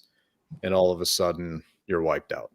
Right. So anyways, I just thought it was funny though, when I saw that in there going, we're all fans, but what would we do if they decided to adopt Ethereum in the treasury? And my answer is I'm out. Yeah. All those digital asset treasuries, they're going to zero against Bitcoin over a long enough time horizon. And in the future, it will be looked back on so poorly. It'll be like you could have adopted Bitcoin, but It's you like- chose Dogecoin. It's those those feel a little bit more like clearly more risky, but like it's almost like this battle of who's a better capitalist, right? It's like Tom Lee is leading the charge with I guess BitMiner, and so you've got Tom Lee in the market v. Saylor and everybody else that's running Bitcoin Treasury Company playbook. And it's like they're all going to be in the market fighting for the same things. And it'll be interesting to see how it plays out. But I think you're right, Mace. There's just so much of a head start here too. Like if you wanted access to leveraged Bitcoin with preferred equities, how many equities can you buy in the market right now? There's one. And like that's pretty valuable, right? That's unique in this landscape. Anyway, go ahead, Soleil. What were you gonna say? Yeah, I was gonna say that to steelman the case that Mason was talking about, some of these Bitcoiners that are just very suspicious of Bitcoin treasury companies. I mean, some of the treasury companies coming out right now are legit shitcoiners. So I think that's a good use case for us in this show and highlighting what a quote unquote good Bitcoin treasury company looks like. And if anybody missed it, Julie Millard was on Tim Kotzman's digital conference, that first marathon that he did. I think she was on the second one as well. But she discussed what authenticity looks like in the Bitcoin treasury space. And there was 3 ideals in there, like true to self and true to ideals, things like that. And I think if anybody missed that, go check it out. And I think this show will be illustrative on, we're going to combat the FUD, but then if there's something that's a legit complaint, we should be able to mention that as well. But I think some of these Bitcoiners just have like a revenge fantasy, like they want the fiat system to come crumbling down, and like the OG Bitcoiners are the only ones that have all the capital. But to Mason's point, like if all the Bitcoiners have all the capital, then of course the ones with capital are going to be the ones funding companies. Like, or does capitalism just cease to exist? Yeah, like, does capitalism go away? No, all the Bitcoiners have the capital. They're going to invest their capital in companies. That's the only way that hyper Bitcoinization can go. And politics. It was I recently moved to Oregon, and one of the guys that lived here, he was like, well, I'm considering moving. Oregon's repulsive to capital. And the background of that is it's repulsive to some capital companies. It's actually one of the best states in the US to have an insurance company. And like, why is that? Is because the insurance companies have a lot of money, and the insurance companies influenced regulation and politics. And like, that's how these things evolve, like with these Bitcoin companies as well. They're going to get integrated in different political systems, different regulatory environments, and different things because they have the power. And it's going to take some time, but I think we've seen it right now with like this administration, like adopting just Bitcoin as a narrative and probably having some impact in swinging the election at a certain direction. So yeah, it's I mean, the future of this is going to be super fun, but we're still so early, right? Like there's people don't understand what's going on here. Oh, and another thing that was pretty interesting about kind of what Grain was saying a little bit earlier. Let's say Bitcoin goes 10x's, just goes to $1 million. The people that just own Bitcoin are probably still not going to want to sell Bitcoin at that point either. Like, let's just say you have $1 million of Bitcoin today, and it goes to $10 million of Bitcoin in the future. Well, if it goes to $10 million of Bitcoin in the future, what is your inflation adjusted return? Maybe it's worth like 5 today, or maybe 7 in today's dollars. That's a decent amount of money, not a ton of money. You're probably going to want to figure out how you lever your Bitcoin at that point. And that entire time, you're probably shitting on the company that was leveraging their Bitcoin from the beginning, or figuring out how to leverage their Bitcoin from the beginning. And the space just has so much room to grow and evolve and change. So, Jeff, does your AI agent ever get tired of talking about reinsurance? You just ask it questions for 3 hours and it's just like, cool. I love talking about this. No, I haven't talked about reinsurance in a long time. And then I saw a hurricane that like was happening, and I was like, oh my God, like that was my past life. I don't have to deal with that anymore. Because I used to watch like all these disasters. It was the worst thing. Jeff, wasn't the summer really busy for you? Summer was horrible. I'm like, okay, where's the next wildfire? And then like we're watching these hurricanes spin up off of like the African coast, and we're like putting bets on where it's gonna hit.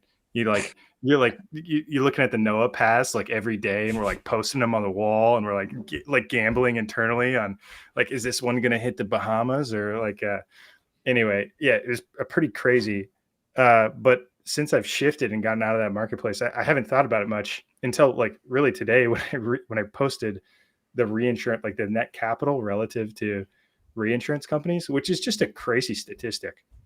Like, I worked in this industry for a decade, which is huge. It's niche in the financial world, but the amount of capital in it is huge. Like, there's a ton of capital in this marketplace. And like, I used to transact with these people. I used to sell tranches of insurance company volatility to like capital across the globe and get it diversified tranches all over the place. And these are like people I thought were incredibly smart, managed capital, the whole thing. And then I took a step back and I'm like, oh my God, these people are poor relative to strategy, right? Like, strategy could, the net capital on their balance sheet could be the third largest reinsurance entity on the planet, like bigger than Lloyd's of London. Like the OG insurance company, the OG insurance consortium on the planet that's been around since the 1600s. Like, what? Like, that's crazy. That's a crazy statistic. And I don't like, people can't conceptualize like how much money that is. It's like totally nuts. But anyway, yes, Soleil, my AI agent should be tired of reinsurance, but the reality is I've had a break for a little bit. It's good. Jeff can't even ask it regular questions anymore because it just comes back with, as a reinsurance broker. Can we Can we? Someone commented. They asked us about S&P 500 odds. Should we go around Oh and man, say what we think? sure. I like that. Dan immediately comes back on backwards hat. Here we go. Dan, S&P 500 odds. What do you think? Coin flip. Coin flip, 50-50. That's a non-answer, Dan. Come on. Coin flip. It's push so tough. Okay, so S&P, like, what are the dates to look forward to? September 5th or September 12th, I believe. September 12th is when the announcement comes out of the companies that are added and deleted, and then September 19th is when it is effective. It's so hard to say. The S&P has a B- issuer credit rating on strategy right now. And I'm sure there's probably been some conversations on credit quality over the past, 12 months. And it's just, I think it's unlikely. I think there's going to be another period of, they're going to get declined for X, Y, and Z volatility, and it gets delayed to another quarter or another period of time. That's my initial thought. So I think 25% probability they get included. Soleil? Given a long enough time horizon, it's 100%. But if we're just talking about first go, yeah, probably not. It's tough. I mean, you look back at Tesla. Tesla didn't get included the first time, and they had 4 quarters in a row of positive earnings. Now, what people will say is like Strategy's had an accounting gimmick that's led to positive earnings. Well, it's like, no, that's actual capital, like that's actual return that they're holding an unrealized gain on their balance sheet. So like, you can argue about that, but the reality is the company was $500 million, had $500 million in cash 5 years ago. And now they got $70 billion in cash. What do you like? How much do you think that's going to scale and grow the next 5 years, the next 10 years? It's probably a lot. It's like, do you want that included in the S&P 500 or not? How relevant is the S&P 500? Well, it's 3 of the 5 largest index ETFs on the planet, so it's pretty relevant now. But the QQQ is what, I don't know, 10 years old? QQQ is 10 years old, and now it's the 4th largest index ETF on the planet. And what's the change of tone, Jeff? I mean, I thought this was a big part of the whole deal. What do you mean? Like, I mean, we were talking 100% likelihood of S&P inclusion. Oh no, I never thought it was 100% inclusion. He said eligibility. Eligible. People thought that it meant inclusion, but what you said was they will be eligible for fulfilling the requirements based upon 4 cumulative quarters of positive EPS. Yeah. Right. But I thought S&P was kind of the biggest part of the whole like S&P is a monster. Yeah, it's the final boss, right? It's the final boss. MSTR, the S&P 500 needs MSTR. MSTR doesn't need the S&P 500. And that's a stance I've taken this entire time. And I think it's controversial. I think this is the biggest topic of 2025, like in all of finance. And it will be controversial. Like, I think they will not get included. There's a probability that they get included. I personally think they will not get included. And there's going to be a lot of noise about it. And it's going to be like, what is this company? And, you have another quarter, Q3, like what, they're already sitting on a $3 billion gain with Bitcoin at $114,000. If that goes back up to where it was earlier, I don't know, a week or two ago, you're looking at another $8 to $10 billion gain. And it starts to become undeniable at that point. And almost a little bit of a self-fulfilling prophecy. And it's like, what does the rest of the year look like? What's Q3, Q4 look like? Does more capital come in the door? I don't know. Like, how does market cap grow? Good question. Do people front run it? I don't know. What does that look like? It's bullish. It is bullish that it's still on the horizon. And I don't think there's incentive for anybody to sell into inclusion, really, because this is a Mag 7 asset. It's going to the top. This is not Lululemon where you've got incentive to front run it and sell to index inclusion and like never hold it again. Like this is the final boss. Unless the MNAV's over 2.5. Hey, by the way, I just did a poll. Can you guys do the I please retweet the poll. I gave you 4 choices, 0 to 20, 0 to 25%, 26 to 50, 51 to 7, and so forth. So please retweet the poll. Just let's get some numbers for the listeners that are in here. We have what, 9,000, almost 10,000 people on the thread. So please respond back to the poll to see what the sentiment is right now. What I think what will happen is I'm 1 out of 4. So I'm 0 to 25% that it will get in. What I think will happen is if it does get in, that will validate, and just for lack of a better term, conspiracy theory that they changed the guidance because they knew it was going to happen. I don't think they know that they're getting in. I just don't think they do. But if they do get in, that would seem to be a plausible reason why they changed their guidance. And so does that matter? I don't know. But what I do know is that they are going to get into the S&P 500. They were in the S&P 600. And Correct. so for this reason, so by the way, Tesla was never in the S&P 600 before the S&P 500. Is that true? Yeah, they were never profitable. They were never profitable. That's the problem, that when your EPS is 0. And by the way, I do want to say this. All non-dividend paying stocks subscribe to the greater fool theory equities, because the only way that you could sell that stock and make money is to some other person or entity that pays you more than what you bought it for. So all non-dividend paying equities subscribe to the greater fool theory that you have to have somebody pay you more than what you bought it for. And so that's an important thing to keep out. That's different than a Ponzi scheme. I don't want to talk about that, but that's the way that exists. And so for this particular case, I think the S&P 500 is important. I don't think they're going to get in. I would rather be, under promise and over deliver, and then see what happens. And I do think that he would have fulfilled basically all of his objectives that he wanted to do. This is a committee decision that happens behind closed doors. I mean, I know Josh has come out. He's super adamant. You saw it in a timeline that they get added in the S&P 500. It's just like, I don't know. I'm a bit more rational and think that the committee is likely to, depends if they understand Bitcoin or not and how long that they've been looking at this. If they've been looking at it for a long time, maybe they get included. If they haven't, and the earnings in Q2 was a surprise, then maybe not. Also, who's the committee? Like, Yeah. who is it? That's my question. Is it Like, Howard Lutnick? Hold on a second, guys. is it There's an boys? old. It's just a bunch of dudes, Josh. you No, know? no. It's We just should Josh. be able to. I'll see if I can find the thread. Maybe There was it's there was Josh. a thread that somebody did a Josh. while back, and they tracked everybody down. They tracked everybody down?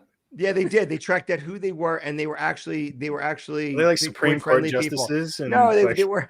No, they actually figured out who the people were, and somebody did some like PI work to figure out who these people were. So I'll see if I can find the old thread. It's on X. Somebody else can look it up. S&P 500 committee approval, Bitcoin, MSTR is probably the keywords. Mhm. And they tracked down they figured out all the people that were on the committee, and they said these people are Bitcoin friendly. So I think the S&P 500, I think they both need each other.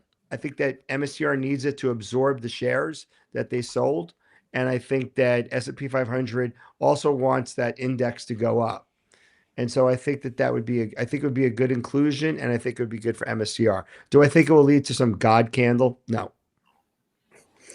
I think I like the probability of it happening sometime in 2025. I'm not sure about the got two- first. Two Yeah. inclusions then. So there's September 19th and December 19th. Jeff, I can't share my screen, but Oh yeah. I made that collage. Is there any way you could pull that Oh, up on yeah. your- Yeah. I Can we actually talk about can't- 444 after? Go hit it right now while I pull this up. What do you guys think? Or we're going to 444? Are we going all the way up? Have you looked at the BTC? If you look at Bitcoin price and gold, it's possible. I just want to say that. Bitcoin Yeah, price did you know that 444 is an angel number? is it really? Yeah, I was talking to my wife, and of course, she doesn't really. give Wait a shit about second. Bitcoin or- What's an angel number? I don't know what an angel number is. Yeah, exactly. It means stuff. It was like financial independence and things like that. But yeah, so I'm trying to talk to my wife about Bitcoin and strategy, and I mentioned this 444, and she's like, "Oh, that's an angel number." So yeah, I was just as surprised as you were. So Is it more also one of divine those 369 intervention. numbers? Is it What's also that, one of Dan? those 369 numbers? You know how Nikola Tesla said the key to the universe lies in the numbers 369. 369. Probably because 4 plus 4 plus 4 is 12, and 1 plus 2 is 3. Okay. Math. This is investment grade stuff, y'all. This Come is on now, this is the investment grade podcast. Finally got This the is alpha. good, So yeah, man. I think if Bitcoin's going to 444, you're going to load up on IBIT calls. IBIT calls. The Is that financial advice then, Hillary? Yeah, Mason and I looked at the numbers. If Bitcoin goes to 444, you could 100x your 100 IBIT calls. Not that we're saying you should do that, but I'm just saying that'd be cool. Hold on, let's just think about this right now.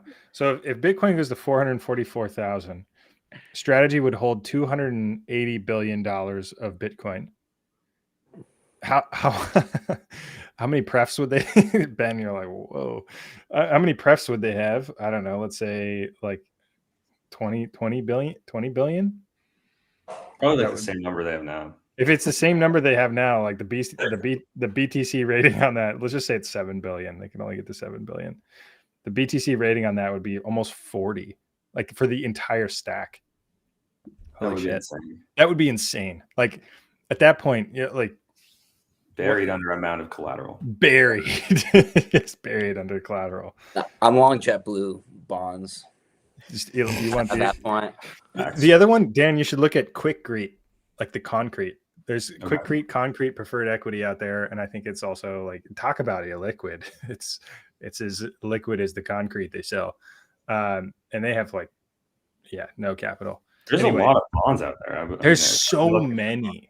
We should probably start a grassroots effort to, go out and scrape all these prefs that are out there and all these bonds that are out there and go find the institutional investors that are holding them and send them the pitch deck on these prefs and see if we can drain that capital out of those illiquid nonsense holdings that they've got. That's actually a good idea. That's what I'm saying, Dan. Dan, you could go sell $1 billion of this stuff. But I think strategy, if they're smart, they're going to find smart young men and women like Dan Hillary over there and send them knocking to capital allocators and give them a pitch. Like I think that's very much in their minds. Dan is the capital allocator now. Yeah, that's true. Everyone's trying to give Dan a new job, Dan is the capital allocator. The Dan, you brought up the Bitcoin gold chart, and Matt was looking at this the other day on the Hurdle Rate podcast, and I think it's literally it. It's like, an interesting chart. Yeah, it's like the answer to why 444 could happen. Like that is the answer. Yeah, because Bitcoin has preceded, or gold run has preceded Bitcoin, and that's what it's done in the past too. And once that starts to break, it's almost like altcoin season. It's like Bitcoin is altcoin for gold.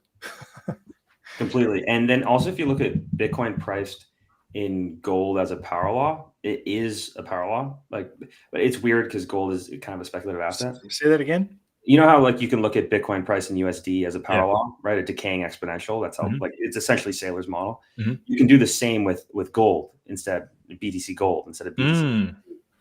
And if you look at it that way, we're along, you know how there's different parts of the power law. You've got the trend line, you've got the floor, and then you got the bubble area. We're still on the floor. We've been trending on the floor of the BTC gold chart for the past 3 years. We haven't even hit the trend line. Bull market hasn't even started. Yeah, so, it depends how you look at it. I mean, who knows? Meanwhile, people think it's dead, double topped. We hit 124. We're going back down to 50, 60. And there's just bearishness everywhere. And I think it's hard to say that because, like, I've been listening to and reading a lot of Howard Marks recently, and you look at all his work on credit cycles and historical investing. And if you think of like Bitcoin credit cycles, which I think is actually kind of interesting now that we're trying to pioneer Bitcoin-backed credit. I mean, if the credit spreads are 500 basis points and the best, over collateralized Bitcoin credit, which is Strife, I mean, there isn't a lot of loose capital. And as we've seen the Bitcoin treasuries tightening up, access to capital and credit in the Bitcoin market isn't that readily available right now. So I think it's actually a great indicator that, there is room to run. There isn't euphoria in terms of BTC credit yet. So that's something I'm looking at a lot. And this also, there's this like kicker element of the market reevaluating risk. Like, does market reevaluate risk, and like how much capital shakes out of the existing risk infrastructure to adopt the new instruments with a better risk profile? And what's the speed of that? What's the speed of that? And like that's a good question. I have no idea, but I think it could get violent, right? I think this is an S curve of adoption of people like wrapping their heads around this. It might take a year. It might take 8. I have no idea, but I think it's quite possible that risk component gets reevaluated everywhere. But Yeah, let's keep an eye on it. Let's keep an eye on it. That's fun stuff. The investment grade Bitcoin podcast. All right, Mason, you wanted me to share the ton of noise, pull it up. the noise screen. I loved it. Fucking choose I think Can't see any of the photos. There's Yeah. just one thing he knows. There's a Choose Rich huge over nose. there. Choose Rich over there. It feels to me like someone's paying him, and I know that's a little like a Yes. little bit weird to see, Yes. but like out of nowhere, and then he reads the letter to MSTR investors, essentially covering his ass legally. What a Which I loved, by the way. Yeah, hilarious. I can appreciate good entertainment. I mean, I know But- he's basically trolling us, but I can appreciate good entertainment. It did make me laugh. Yeah, but I've just been noticing a pattern of a lot of big accounts with. I don't know if it's the incentive is engagement. I don't know if the incentive is outside money. I don't know if they just generally don't understand it and think they're justified in fudding it. And I think all of these things could be true simultaneously. So it's just something that I've really noticed the past week or so, and I think the equity guidance also played a part in that the update. Yeah, they like recognize that there's a lot of energy in the market Mhm. talking about this thing right now. And you think about like this Choose Rich guy, and you go look at all of his content. It's all like it's clickbait stuff, right? It's stuff to like make you watch. He's like every single one of his videos, he's got his hand on his head, like he's like, "Oh my god, I just lost a lot of money," or whatever. Like every single one, he's got the same formula for every single one of them. And what I think happened is that there was he did his first video on MicroStrategy, and it was like lightning in a bottle, right? He struck gold. He saw that the feedback was more electric than anything else he's posted in the past like month. He's like, let me do it again. Let me see if I can do it again. And like, well, I don't know how much money he's going to make from X on these 3 posts or 4 posts that he put out. So $5,000, like at $3,000, who knows? I mean, Yeah. this is crazy. I do want to point out, I don't think this is on your list. There's this guy, Kenneth S. Rogoff, who's a Harvard economist. Okay. And he said it's more likely that Bitcoin, he just launched his new book, and he's saying it's more likely, he said a decade ago, it's more likely that Bitcoin will be worth $100 than $100K. And he goes, what did I miss? And so the guy, this post is from 14 hours ago or 1 day ago. And he's saying that it's unlikely to do this. It has actually done it. And then he doubles down again. And meanwhile, Harvard, I believe, is buying spot Bitcoin ETF for their endowment. So I don't know how somebody can say that after you were proven wrong. Why would you even announce that? Can somebody explain that to me? Because I am not smart enough to understand how somebody could be a Harvard economist and be that freaking dumb. Am I missing something? No. Oh. This whole space is really interesting. Mason, I think you hit on a good point. This is one of the main reasons that we created True North. I created True North. Anybody's here.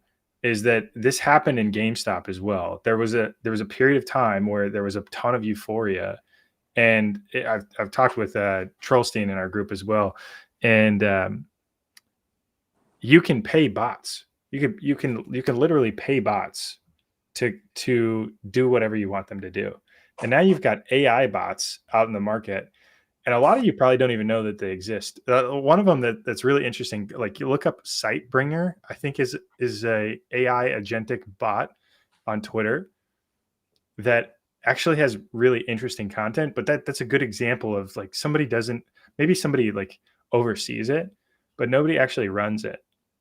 And these can be deployed very easily. And like this is like Tinder in a dry field where you light one match and you throw it in and it catches like wildfire. And that is social media. And like that energy gets captured and it spreads, which is like what anybody that's taking a short thesis would want. They would want an opportunity to capitalize on that potential volatility, and the cost associated with doing that is very small if you have a significant amount of capital at risk. So I wouldn't put it past some of these people are probably paid. These are, and I mean, they're paid by Twitter at the end of the day, because some of their big profiles, they get paid anyway for making content.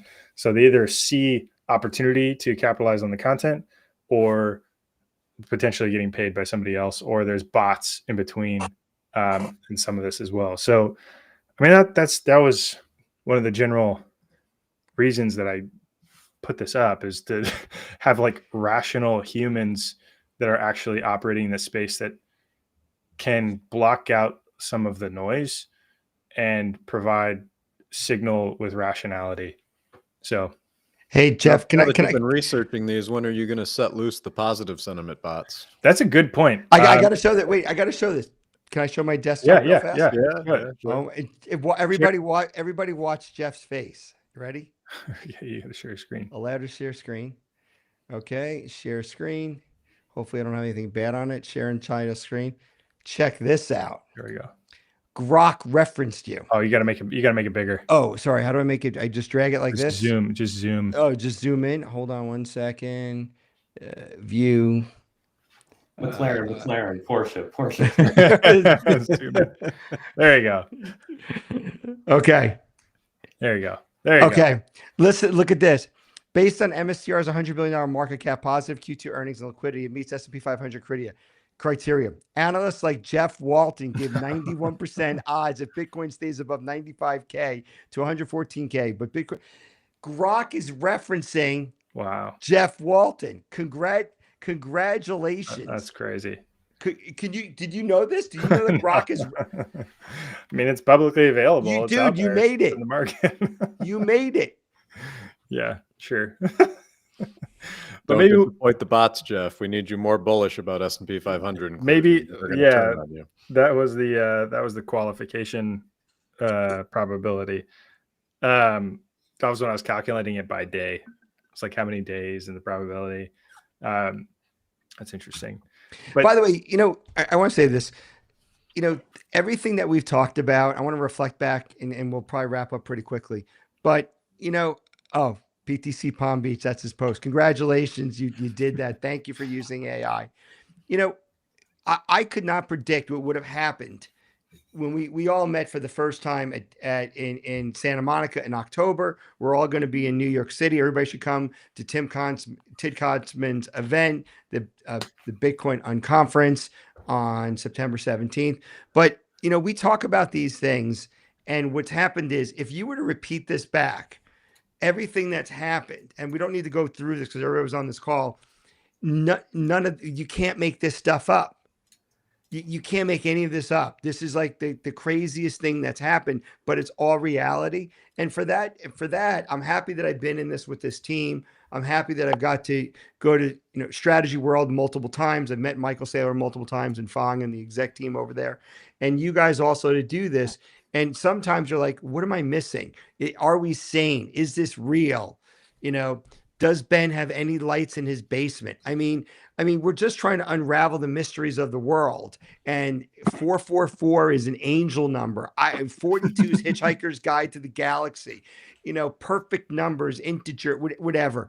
And so, and anyway, with that said, I want to thank you guys. I'm going to drop off. I think this is a great call. I want people to realize that going back to what Ben said, you have to do have your own conviction. You cannot rent it. And so if you have your conviction, if you do your homework, if you do a proper asset allocation, don't YOLO into things 100%. You don't know anything about it.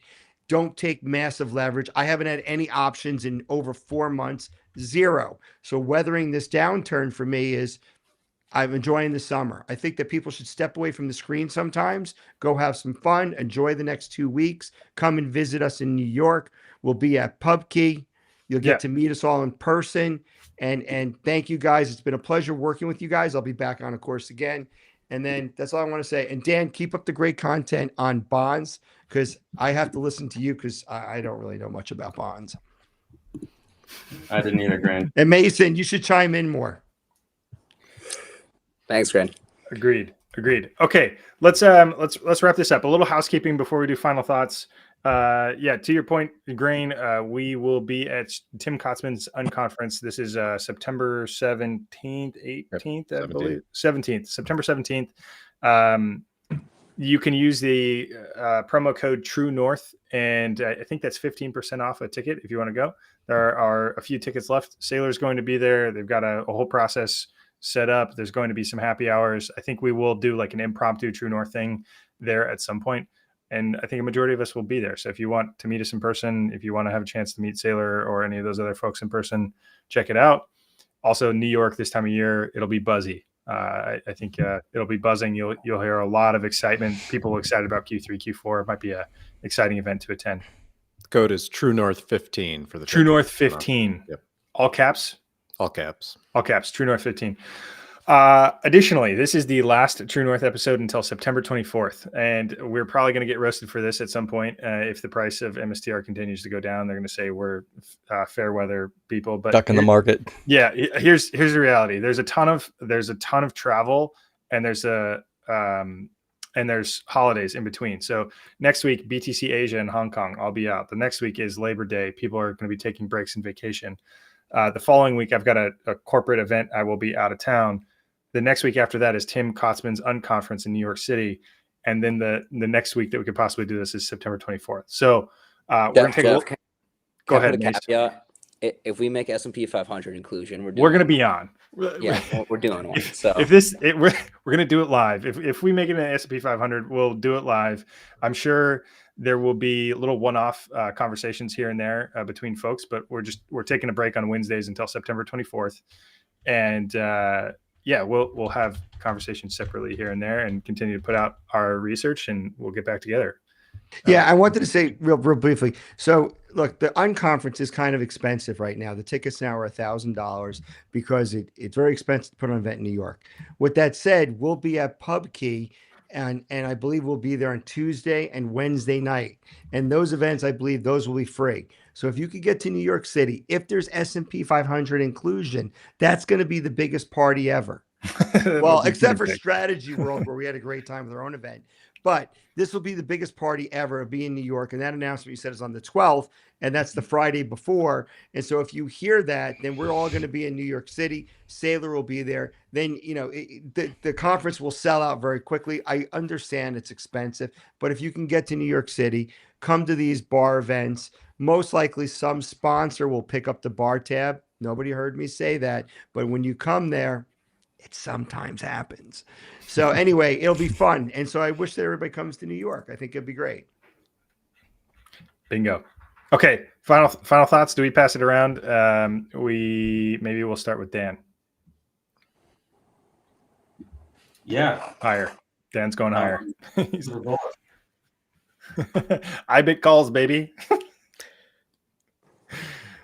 I love your response on everything. Everything now these days is just IBIT calls. I mean, it's a great place to be. When he closes his eyes, he sees preferreds on his eyelids. It's like STR on one, and then the other one's like C, K, F, D. It's just like Rolodex going back and forth. Exactly. Dan asked if 444 is related to the 369 numbers. So 4 plus 4 plus 4 is 12. 1 plus 2 is 3. 444K minus 84K is 360. 36 is a perfect square of 6. And 3 plus 6 is 9. So there's your 369. Oh my gosh. Higher? guess. I don't know. Really good guy. And yeah, we're gonna bring Soleil a tinfoil hat for the unconference in New York, and we'll keep that going. Okay, Mason, over to you. Yeah, I think regardless of sentiment, just based off of the technicals, and the stocks is severely undervalued, and a lot of Bitcoin treasuries are severely undervalued. And if you have a thesis, if you have conviction, these are opportunities you hope to see if you're a long-term investor. Not financial advice. Yeah. Not financial advice. The sage, wise Mason. All right, Ben, over to you.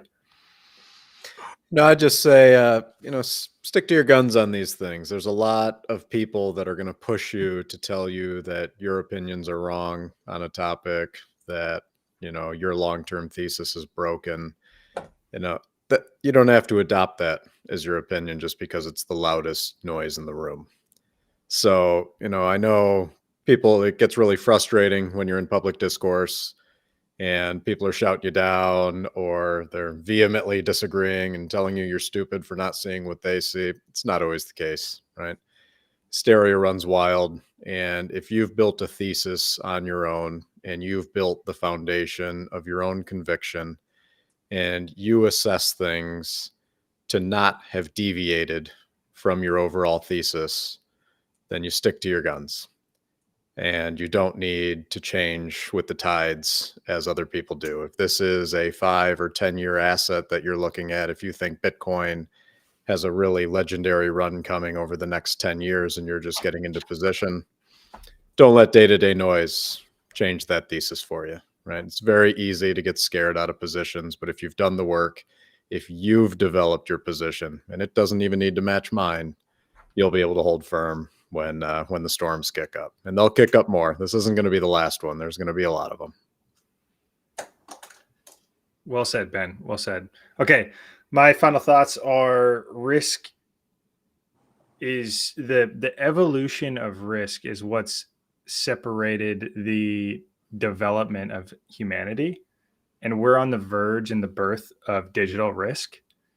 And the market hasn't conceptualized it yet, and we're literally writing the playbook of what digital capital risk looks like.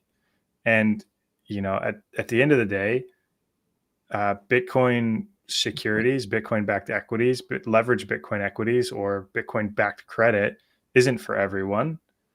And you have the opportunity to just buy the underlying asset, and you can. But if you're interested in these other things, we're here to talk about it. We're here to talk about our perspectives, our experiences in the market, and how we view the world. If you want us to view the world in a different way, we're not going to do it, because that would not give us any differentiation in the market. We are giving you our perspective from the cutting edge of the market, and we will continue to do that. And I will stick to my guns on that. And I think everybody on the screen will stick to their guns in doing that, because it's got us to where we are, and we will continue pushing that forward. So appreciate everybody for the time. And we are signing off for episode 37, and we will see you in late September. Catch you later.